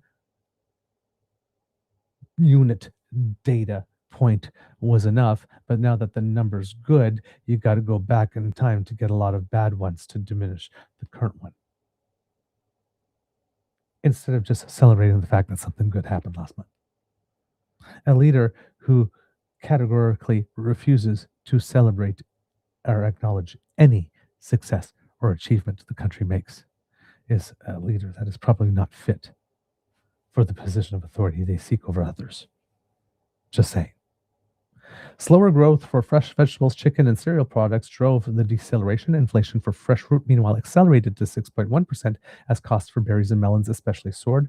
That's not surprising because given how much we bring in from the United States, if fruit vegetable inflation in the United States is 5.1, it's going to be slightly higher here. Despite the positive food figures for the month, Statistics Canada noted that grocery price inflation has now outpaced all items consumer price index for 18 months in a row. Yikes. BMO's Kavchich also noted that core measures of inflation, which strip out some of the more volatile components like gas and food, came in a bit hotter than expected in July. Excluding gas, the consumer price index rose 2.2% in July for a third consecutive month, Statistics Canada said. CPI trim and CPI medium, two measures of core inflation that the Bank of Canada looks at, were a touch higher than expected too, according to Kavchich. Despite some of the shorter-term measures of core inflation picking up a bit, those measures were still within the Bank of Canada's target range, he said. We're at 2.2, the United States is at 2.5 on the numbers that we've read. The inflation side is looking stable and well-behaved, despite a bit of heat in July, Kavchik wrote. The July inflation figures mark the Bank of Canada's last look at price data before its next interest rate decision on September 2nd. The central bank has held its benchmark interest rate steady at 2.25% in 6 straight decisions, and Kavchik and CIBC senior economist Andrew Grantham predict the same will happen come September. Both agree that July's core inflation measures were tame enough that the Bank of Canada should be in no rush to raise its benchmark interest rate in response to price pressures, with both BMO and CIBC expecting the central bank to stand hold for the rest of the year. So there we go on that one. So some good news on the inflation front for us, much better than the United States, right? So that is also helping us at the moment. All right. So for now, with regard to the trade file, it would seem that Dominique Leblanc is still in the United States. He's been there pretty much for a full week nonstop now, which lets one know that things are still serious here. According to the CBC, according to Rihanna Schmunk and JP Tasker, this is how they are reporting what's going on right now. They are saying here, U.S. President Donald Trump announced late Tuesday he will pause the implementation of 50% tariffs on a range of Canadian goods for 3 days, posting the decision less than 2 hours before the crushing levies were set to take effect.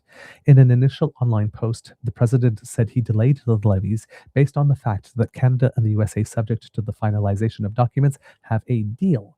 A White House declaration later said the suspension is, quote, in the public interest because Canadian negotiators, quote, expressed a commitment to concede on trade grievances the Trump administration has cited as the reason for threatening the tariffs in the first place.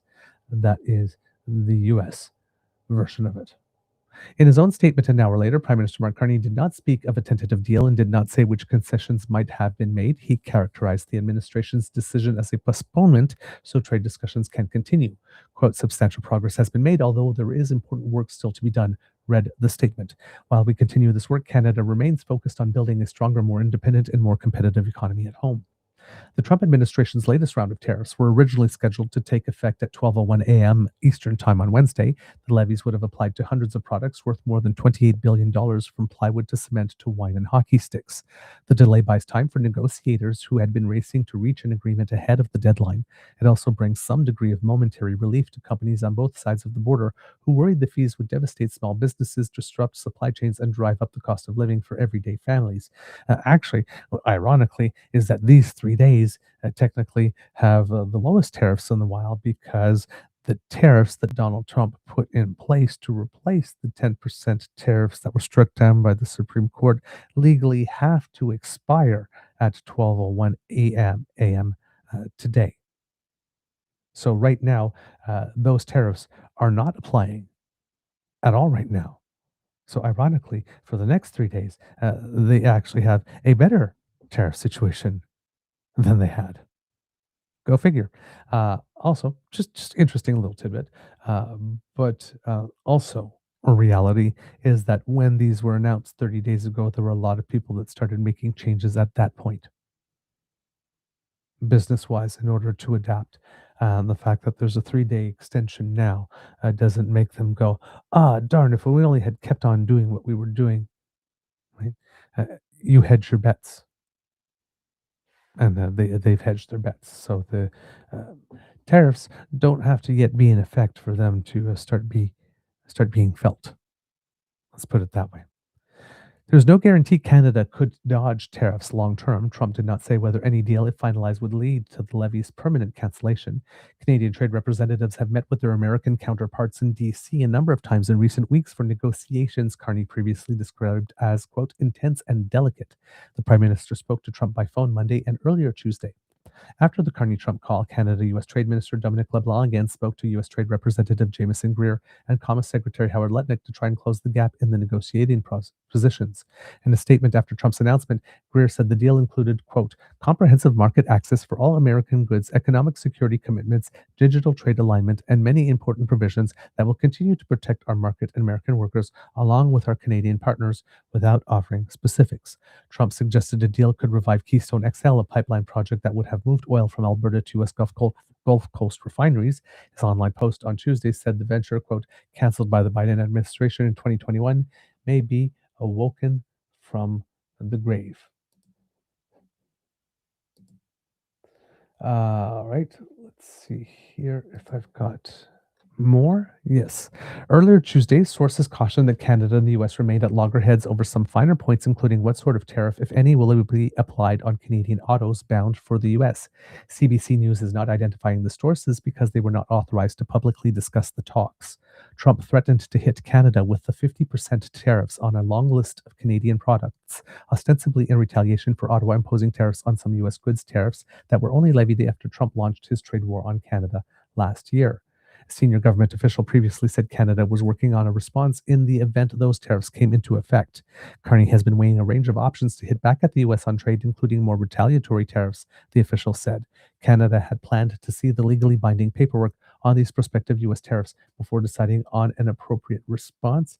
I like this because stating right away that Canada will not have an official response until such time as we see how the deal Donald Trump claims exists with all of these things that Jameson Greer claims have been secured for the United States in this deal.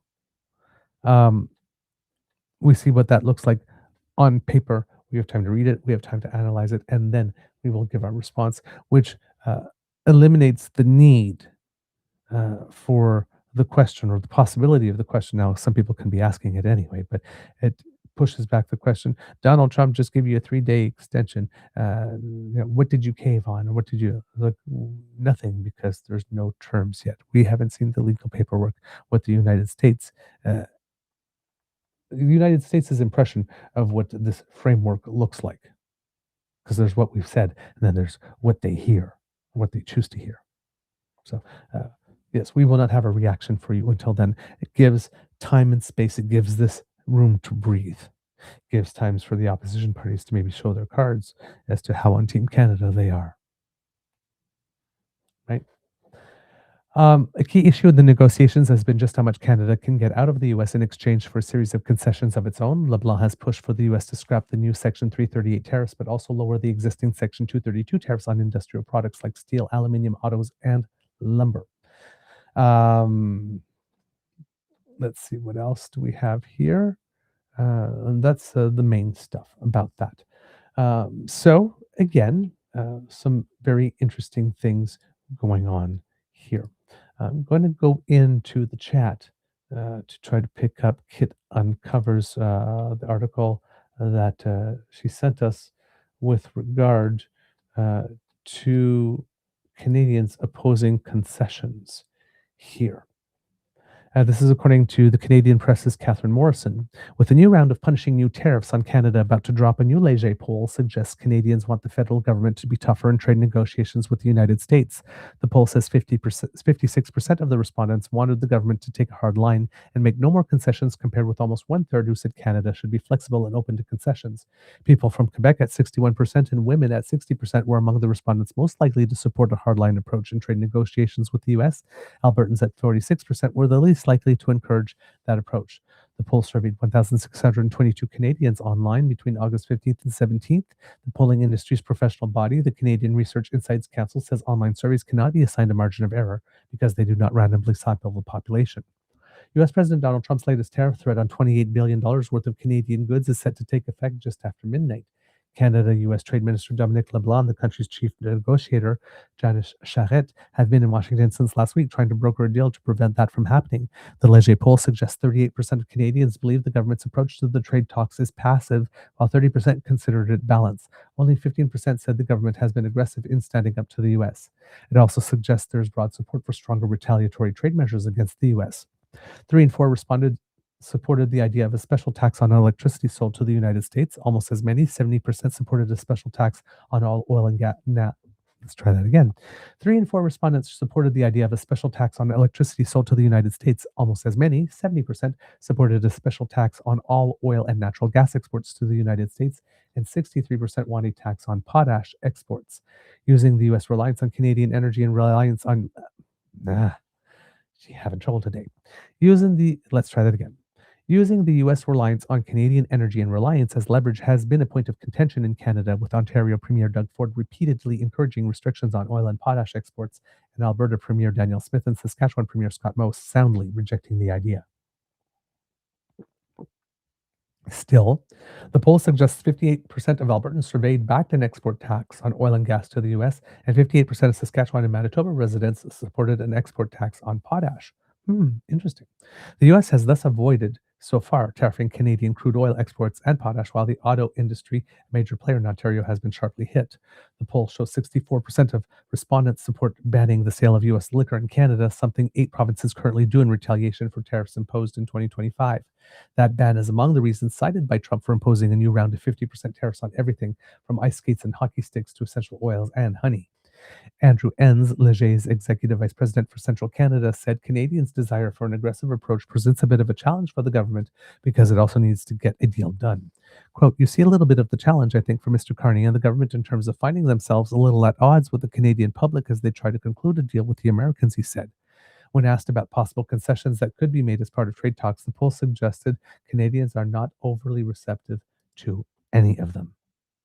Pardon me, Kids and Cups, I just need to clear my throat.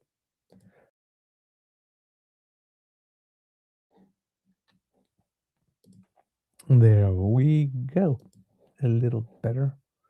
Let's see.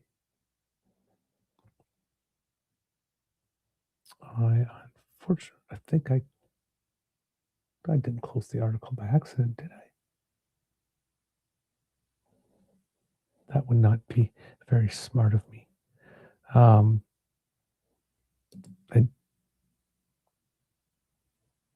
I think I might have.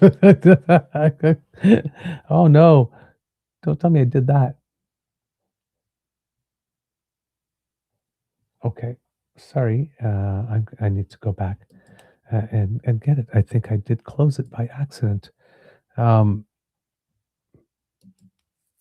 when I went to press the cough button, don't ask me how I managed to do that, but I did. Okay. Even the place where I got it from Kit Uncover closed. Something must have happened. I'm not exactly sure. But oh well, no problem. Me. Just found where I put it. There it is. It wasn't closed at all. I had just misplaced it. No, that is not correct. All right. Sorry, Kits and Cubs. One more time.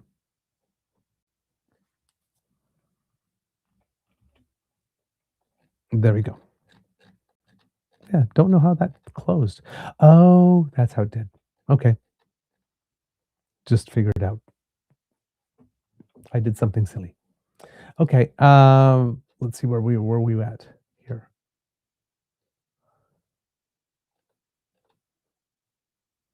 There we go. When asked about possible concessions that could be made as part of trade talks, the poll suggested Canadians are not only receptive. No, sorry. When asked about, okay, I'm a little frazzled. Let's try that one more time.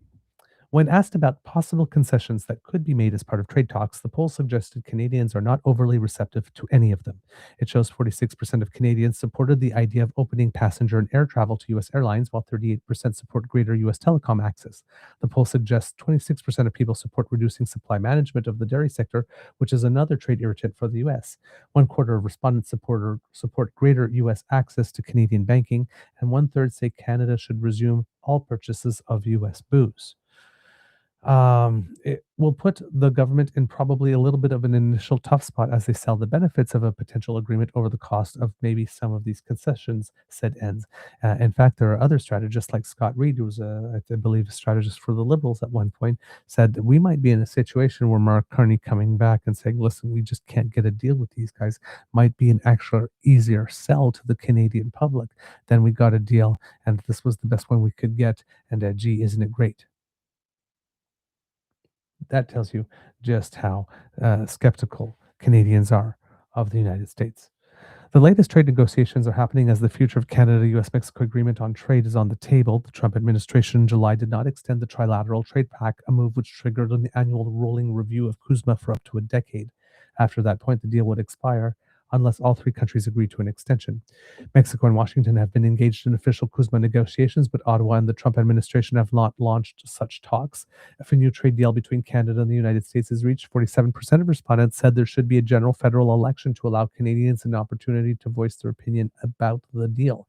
Another 35% said no to that idea, while 18% said they didn't know. And on that front, Scott Reid also said that probably having no deal could be to the Liberals' advantage if they wanted to do that, that they could go to the Canadian public and say, hey, we have no deal whatsoever. We're going to have to take stronger action against them. And now, without saying we're in a war, but we're in a war. So I need a mandate from the people to be able to fight this on their behalf. That might be easier to do without a deal than actually one. Saying I got this deal, and I'm running on this, and I want you guys to vote on it. Hey, there we go. So yeah, 47% of respondents want a general federal election to allow Canadians an opportunity to voice their opinion about the deal. 35% said no to that idea, and 18% said they don't know how they feel about it. Conservative voters were the most likely to support an election, of course, at 67% compared to 45% of NDP and 34% of Liberals. The poll also asked respondents whether they think the Canadian government should formally request U.S. Ambassador to Canada, Pete Hoekstra, to be recalled and a new ambassador appointed. The Leger poll suggested 43% of Canadians want Hoekstra to be replaced, while 19% said no and 38% said they didn't know. More than 220,000 Canadians have signed a petition calling for U.S. President Donald Trump's representative in Ottawa to be kicked out of the country. And since we are talking about it, well, why not take a moment and just go look at the total and see how it is doing. So when we last were there, we had 233,867, and I guess that was not our number last time, but we are now at 237,089, and it keeps growing. Let's see if we can get it to 400,000. That would make it most likely the most signed rcommons.ca petition in Canadian history. I did go and look at it as I promised, Kids and Cubs, and it's something in the 380,000s, I think it was, and it was in 2023. Something that was sponsored by Michelle Ferreri to ask for a non-confidence vote in the government at the time. So certainly we can do better than that, right?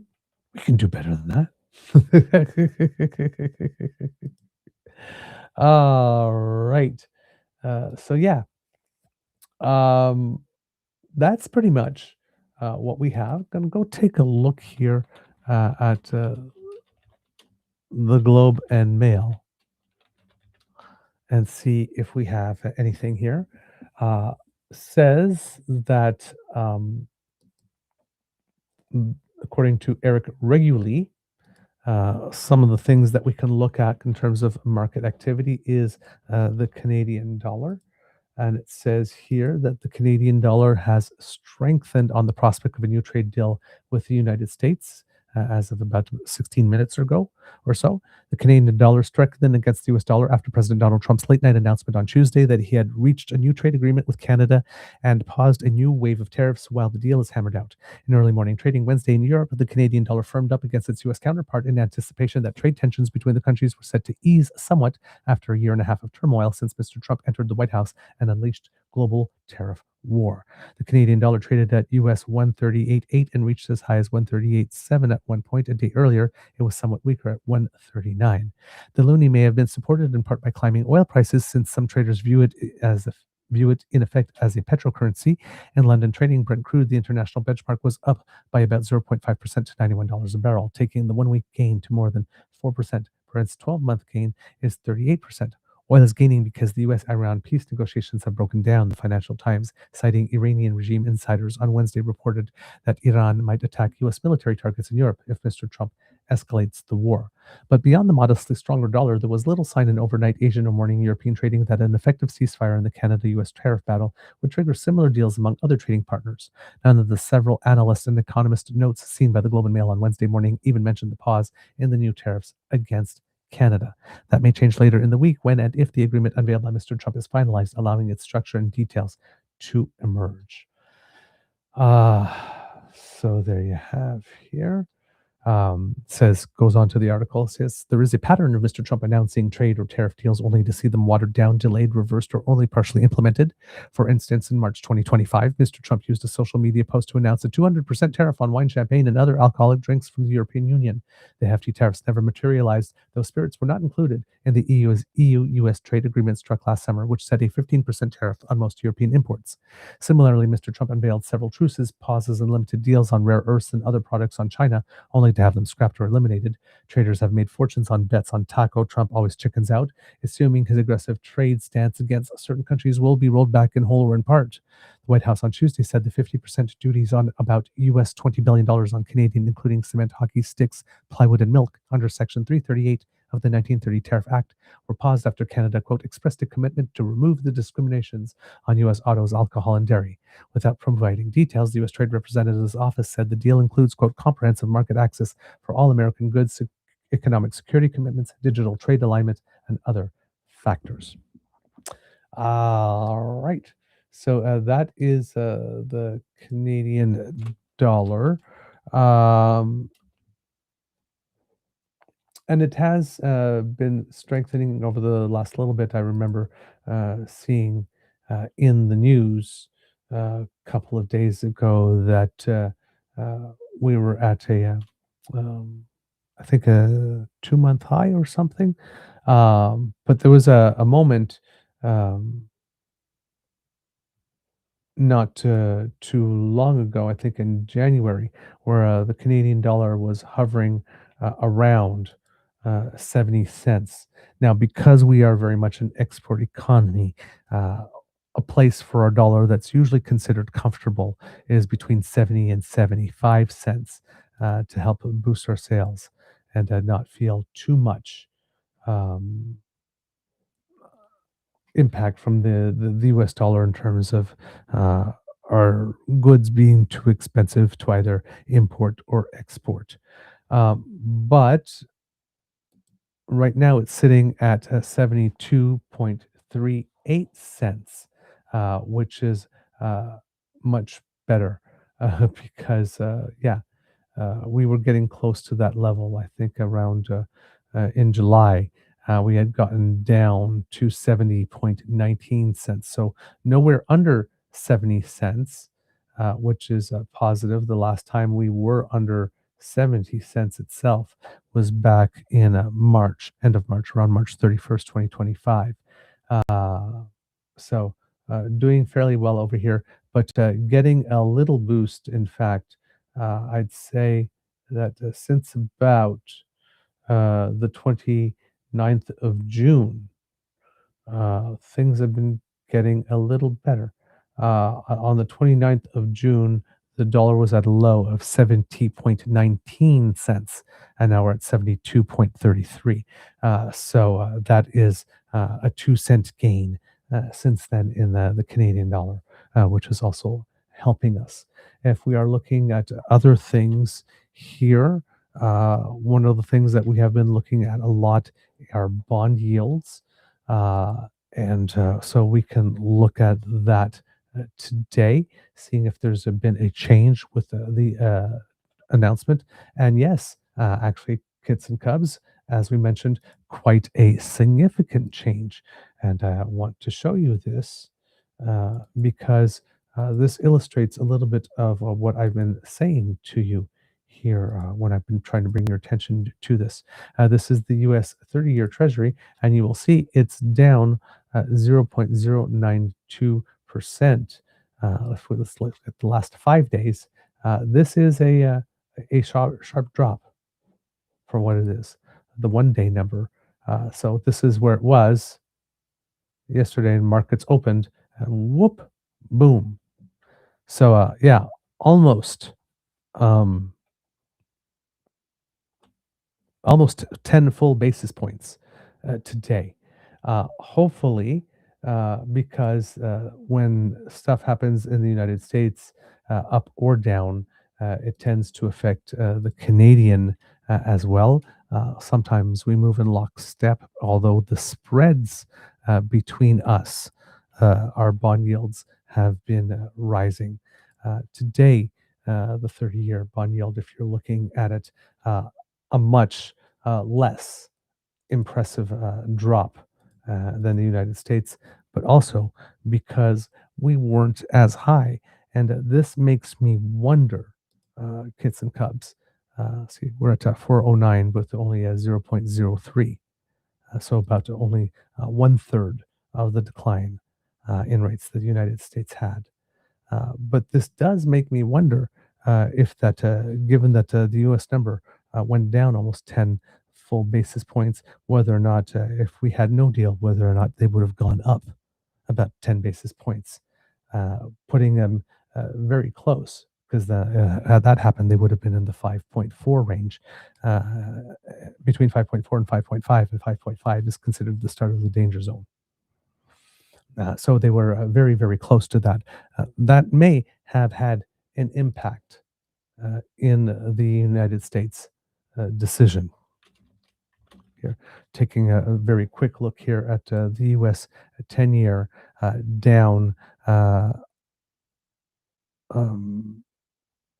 sort of 5 basis points, close to 6 basis points, rather than 10. And if I'm looking at the Canadian one, while we were at it, uh, almost an equivalent, almost a 3/10 basis point on the Canadian 10-year bond. So things are really showing up on the 10-year bond more than the 30-year bond for Canada, because the decreases are pretty much the same here. So that's pretty good. Taking a look at some of the morning markets, the price of gold really affected, because before the show, the price of gold was only up about $4 an ounce on the day, but now it is up $121.44, up 2.78%. So again, I would expect, as more central banks are making gold their reserve currency rather than anything else, that will increase demand for gold, and that those prices should be going up uh, over the next while, I would assume, in this case. If we are looking at the markets, because they are open at the moment, again, the Dow, after the Dow had been down yesterday specifically, not by a big amount, but it did go down, I think, about 116 points yesterday. Today, uh, doing much better. The number I have up for you right now is the past 5 days. You could see down about 209 points over the past 5 days. But if we were looking for today, boom, up 275.92. So that's much different.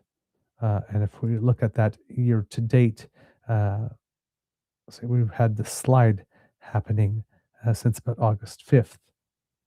As we've been getting closer to this, and whoops, a nice little bounce back here for the Dow.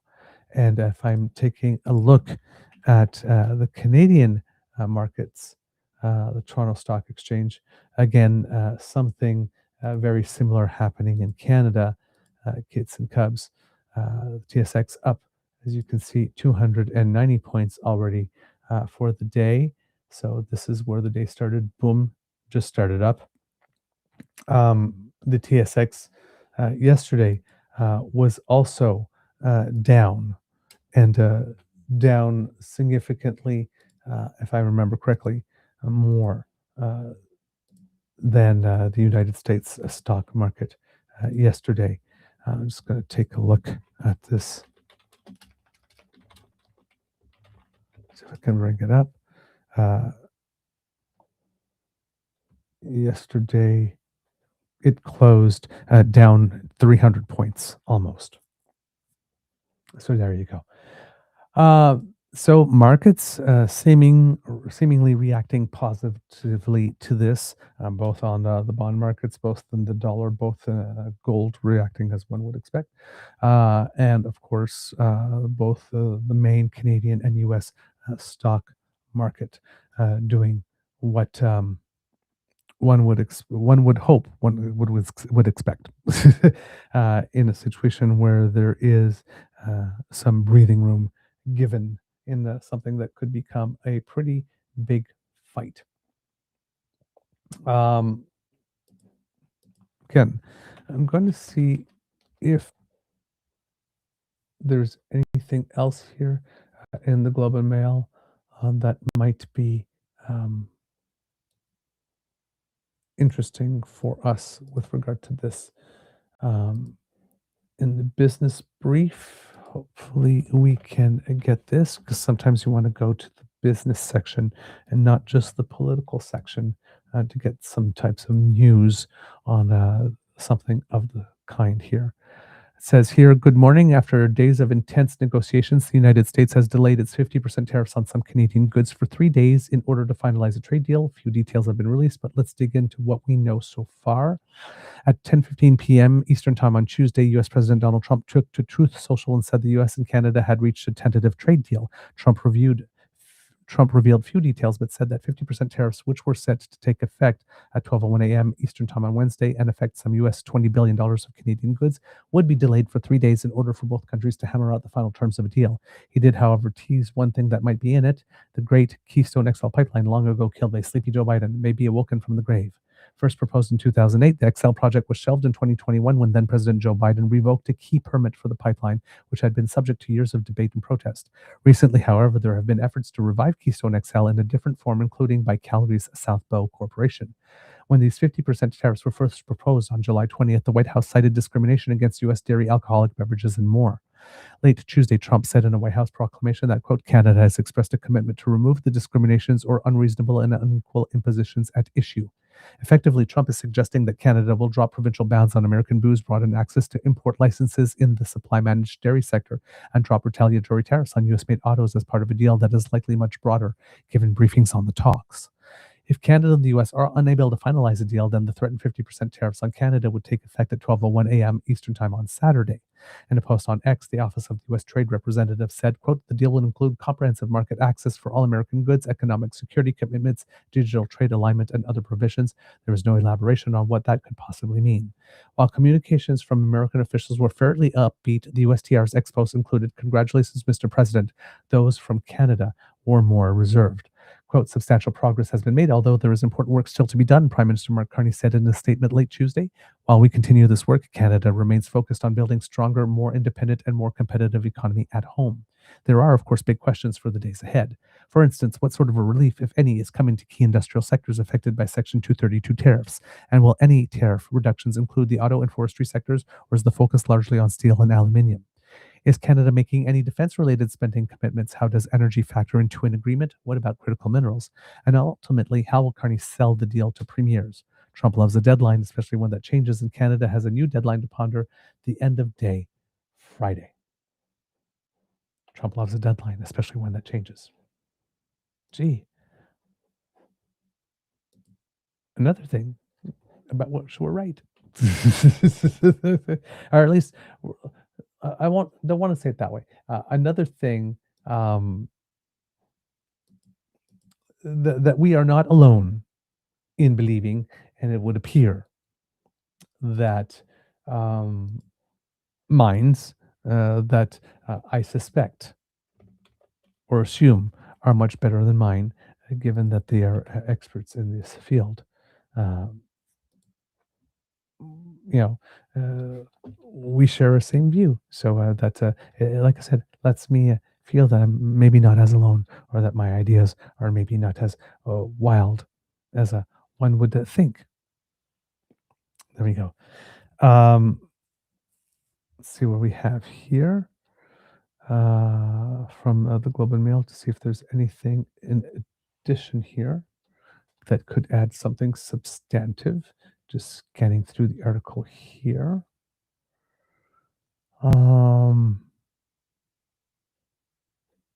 Says here, one of the toughest issues to resolve, according to three sources with knowledge of the negotiations, has been autos, with Mr. Trump explicitly calling for all assembly to be reshored in his country. The matter was still under discussion for much of Tuesday, the sources said. Washington offered to reduce auto levies from 25% to 15% and maintain an exemption for the value of American content, which makes up about half the worth of a Canadian-made car. The three sources and one other said Ottawa wanted the value of all North American-made content exempted. An additional complicating factor, said one of the three sources, and another source, is that the U.S. wants to align its deal on autos with Canada with a parallel deal that it is negotiating with Mexico. On Tuesday evening, Mexican Economy Secretary Marcelo Ebrard was seen leaving Mr. Greer's office. He was tight-lipped about the state of negotiations. Forestry has also been a flashpoint at the negotiation table, the Globe has reported. Washington insisted that Ottawa should settle for a separate U.S. Commerce Department review of a different set of tariffs on softwood lumber. Canada demanded an immediate reduction in Section 232 tariffs. If the deal goes through, Mr. Carney will have to convince both the provinces and an angry public largely opposed to trade concessions that the agreement is in Canada's interest. Let's see if there's anything else there. Nope, that's the major part there. So there you go, kids and cubs. I think that we've covered most of this story as it stands at the moment. So there you go. We have 3 days. Again, all the usual caveats apply. Remember that everything that is said that comes from the United States is for domestic consumption primarily, mostly for Americans and mostly for the base. Trump is not a reliable source, nor is his administration. If you see anybody in Canada taking Trump's version or Trump's words word for word and saying, well, this is what's happening, um, you're probably not dealing with somebody who is going to have a discussion in good faith. Um, and of course, when the day comes along next Friday where we're doing this again and wondering, again, know that once again, because Trump loves an ever changing extension, there could be another extension. Everything else still applies, right? That I said there could be ultimately no deal and we move our separate ways, and with everything that happens after that, or we have some type of deal. And we move forward with that, hoping that that lasts longer than the last deal did. But we're still there. And remember that if Trump does decide to go all the way, that too could be something that he tries to do to us for a couple of days to see that if after a day or two we start turning against each other, start crying uncle, start saying, "Oh, please, please, please make it stop, please, please, Daddy Donald, make the pain stop." Um, right. So, and if that happens, it will be to stay strong and not to do that, to see that if after a couple of days of doing that, it ends up hurting him more than it hurts us, and he ends up uh, stopping his own initiative. Something he has been also known to do. So, deep breaths, deep breaths. We've got a couple more days to technically not have to think about it before it's on the table again in an undeniable way. So, early words of wisdom. Enjoy these next few days, hopefully, of not thinking about it until we have to again. All right, kids and cubs, that's the end of this episode of the Daily Beaver Morning Show.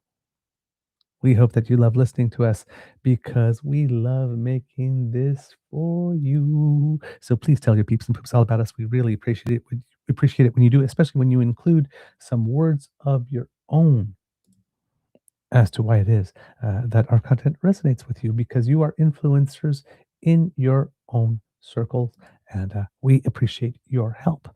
Now, one of the ways you can do that, kids and cubs, is by scanning this QR code right here. Boom. That will bring you to our YouTube page where you can click on our buttons like, share, and subscribe. Click the notification bell and select all so that you can know when we have new content up for you to watch. And hey, if you happen to be watching this show, but it's not live, and you're watching on your phone or your tablet, and it is fewer than 7 days from the original broadcast, that's a lot of ifs, but if all of those things and all of those stars are aligned, if you would please be so kind as to go to the comments section and swipe left,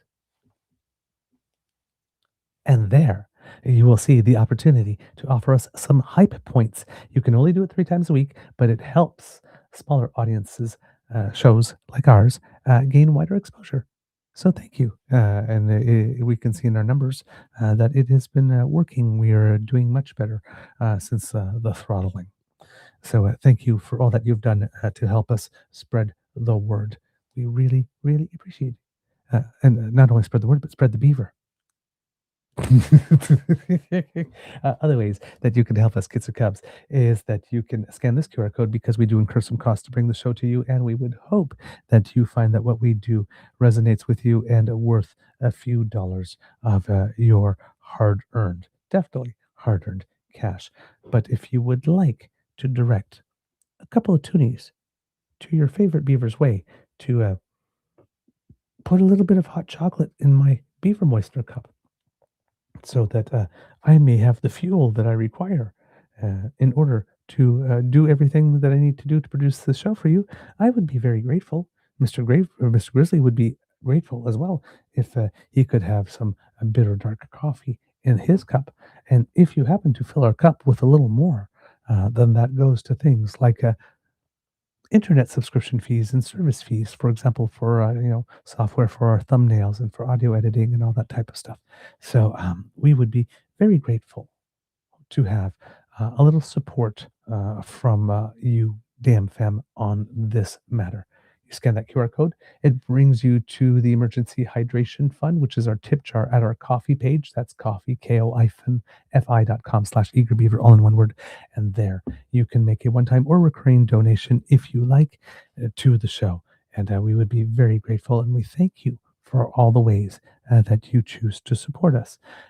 If you are watching on YouTube, you can donate by buying a membership or buying stickers or participating in super chats. We get about 70% of your donation that way. And if you're doing the Buy Canadian thing and you're not supporting the US CE Tech Bros, you can send us a direct transfer from your email account to ours, truenortheagerbeaver@gmail.com. And that's bank transfer. When it gets sent, we get 100% of your donation. The bank doesn't take any service fees from us. So whatever you donate comes to us, and that is a win-win situation. So we thank you for all you do to help us on that front. Because democracy is something that you do, kits and cubs. Ooh, as we already showed you, we have the petition for Ambassador Hoekstra. I will put it in the chat for you so that you can share it. Please do share it. You got Kit Sassy going here. I hope it makes other Canadians aware petitions so there will be an uptick with others. I hope it makes other, sorry. It appears twice. I was about to read it twice because it was so nice.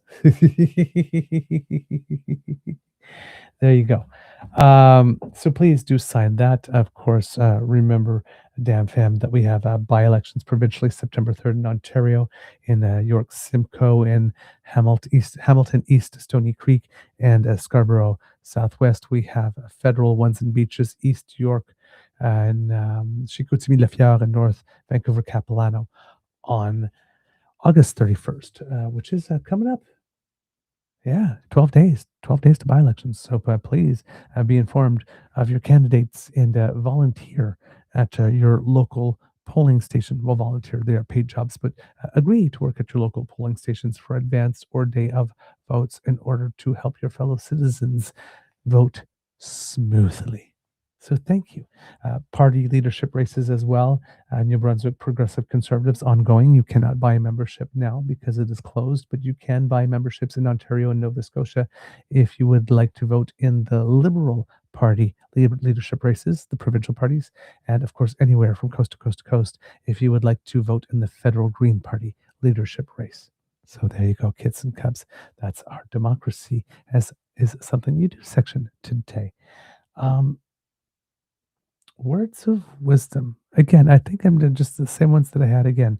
There'll be a flurry of takes and whatnot in the first few hours. Again, nothing is signed, nothing is official. Not many people know what's in the deal other than the speculations and the leaks that we are getting from people on the inside. Some of these may be real, some of them not. Some of these may be framed genuinely, some of them may not. Again, usually 48 hours to 72 hours after something like this happens is when you're starting to get the serious takes. So again, listen to everything, take it in, but don't file anything in your memory banks as being the standard against which all other statements are measured to see whether or not they're true or they're serious. There's just a lot of people saying a lot of things right now, and it's unclear. So allow yourselves the luxury of letting the dust settle before you make up your mind that what we're doing is good or bad so far. All right. It can be a tough world out there, kids and cubs, so please be kind to and gentle with yourself. And at the count of 3, can I please have a Mr. Beaver please cue the cock on 1, 2, and 3? Let me hear you. Oh yeah, that is the good stuff. I am sensing some Canadian pride there, and maybe a little Trumpenfreude, because he had to tackle himself. Oh well, since you asked so nicely, here's a little cock-a-doodle-doo just for you. Right there. Well, for all of you, but maybe today, especially for you. There you go. You are listening to a True North Eager Beaver Media Incorporated podcast. The True North Eager Beaver podcasts are proudly brought to you by our founding sponsors.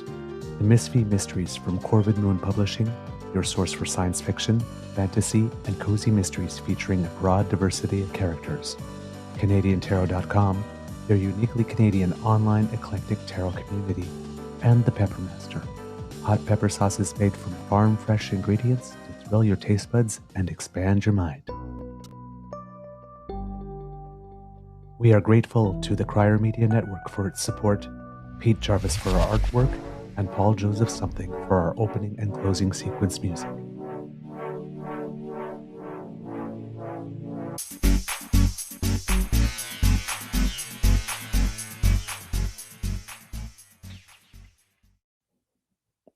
All right, kids and cubs, and since we have a couple of moments, we're going to do little Canadians who make us proud, going back to recipients of the Order of Canada, since there were so many of them, and we want to celebrate them.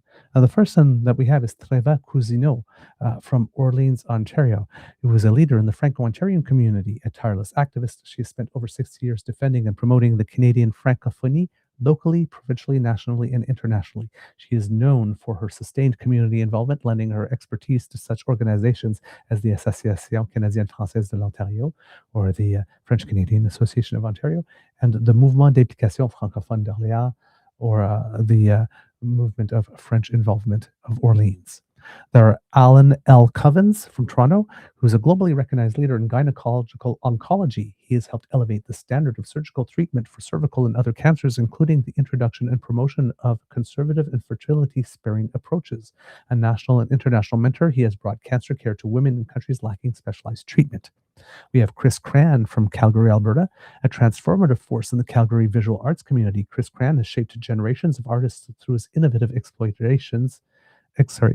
Let's try that again. A transformative force in the Calgary visual arts community, Chris Cran has shaped generations of artists through his innovative explorations of painting. Blending traditional genres with pop cultural sources, he playfully disrupts perception. A celebrated exhibitor, mentor, teacher, and advocate, he has profoundly enriched Canada's artistic landscape. Gordon Sinclair, a name that you might recognize if you are from Nova Scotia. From Halifax, Gordon Earl is a distinguished public servant and politician who has advanced human rights, accountability, and equity in Canada. In 1997, he became Nova Scotia's first Black member of Parliament, a milestone in national representation. His leadership strengthened public institutions and left a legacy of fairness, inclusion, and principled civil service. We have John William Foster of Ottawa, who's a longtime advocate of social justice and human rights, a leader in NGOs and ecumenical groups. He influenced government policy and strengthened civil society, notably in the areas of international relations, refugees, and HIV/AIDS. He is an expert coalition builder and community mobilizer, and his impact extends across Canada and beyond.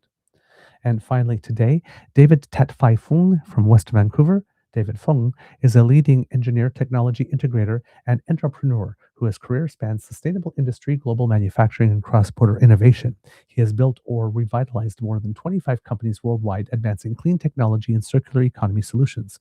A prolific inventor and advisor, he has significantly shaped Canada-China economic and industrial relations. And there you have it, Canada. Damn fam, some Canadians who make us proud. So with that, amour et bisous. And we will see you for tomorrow's show.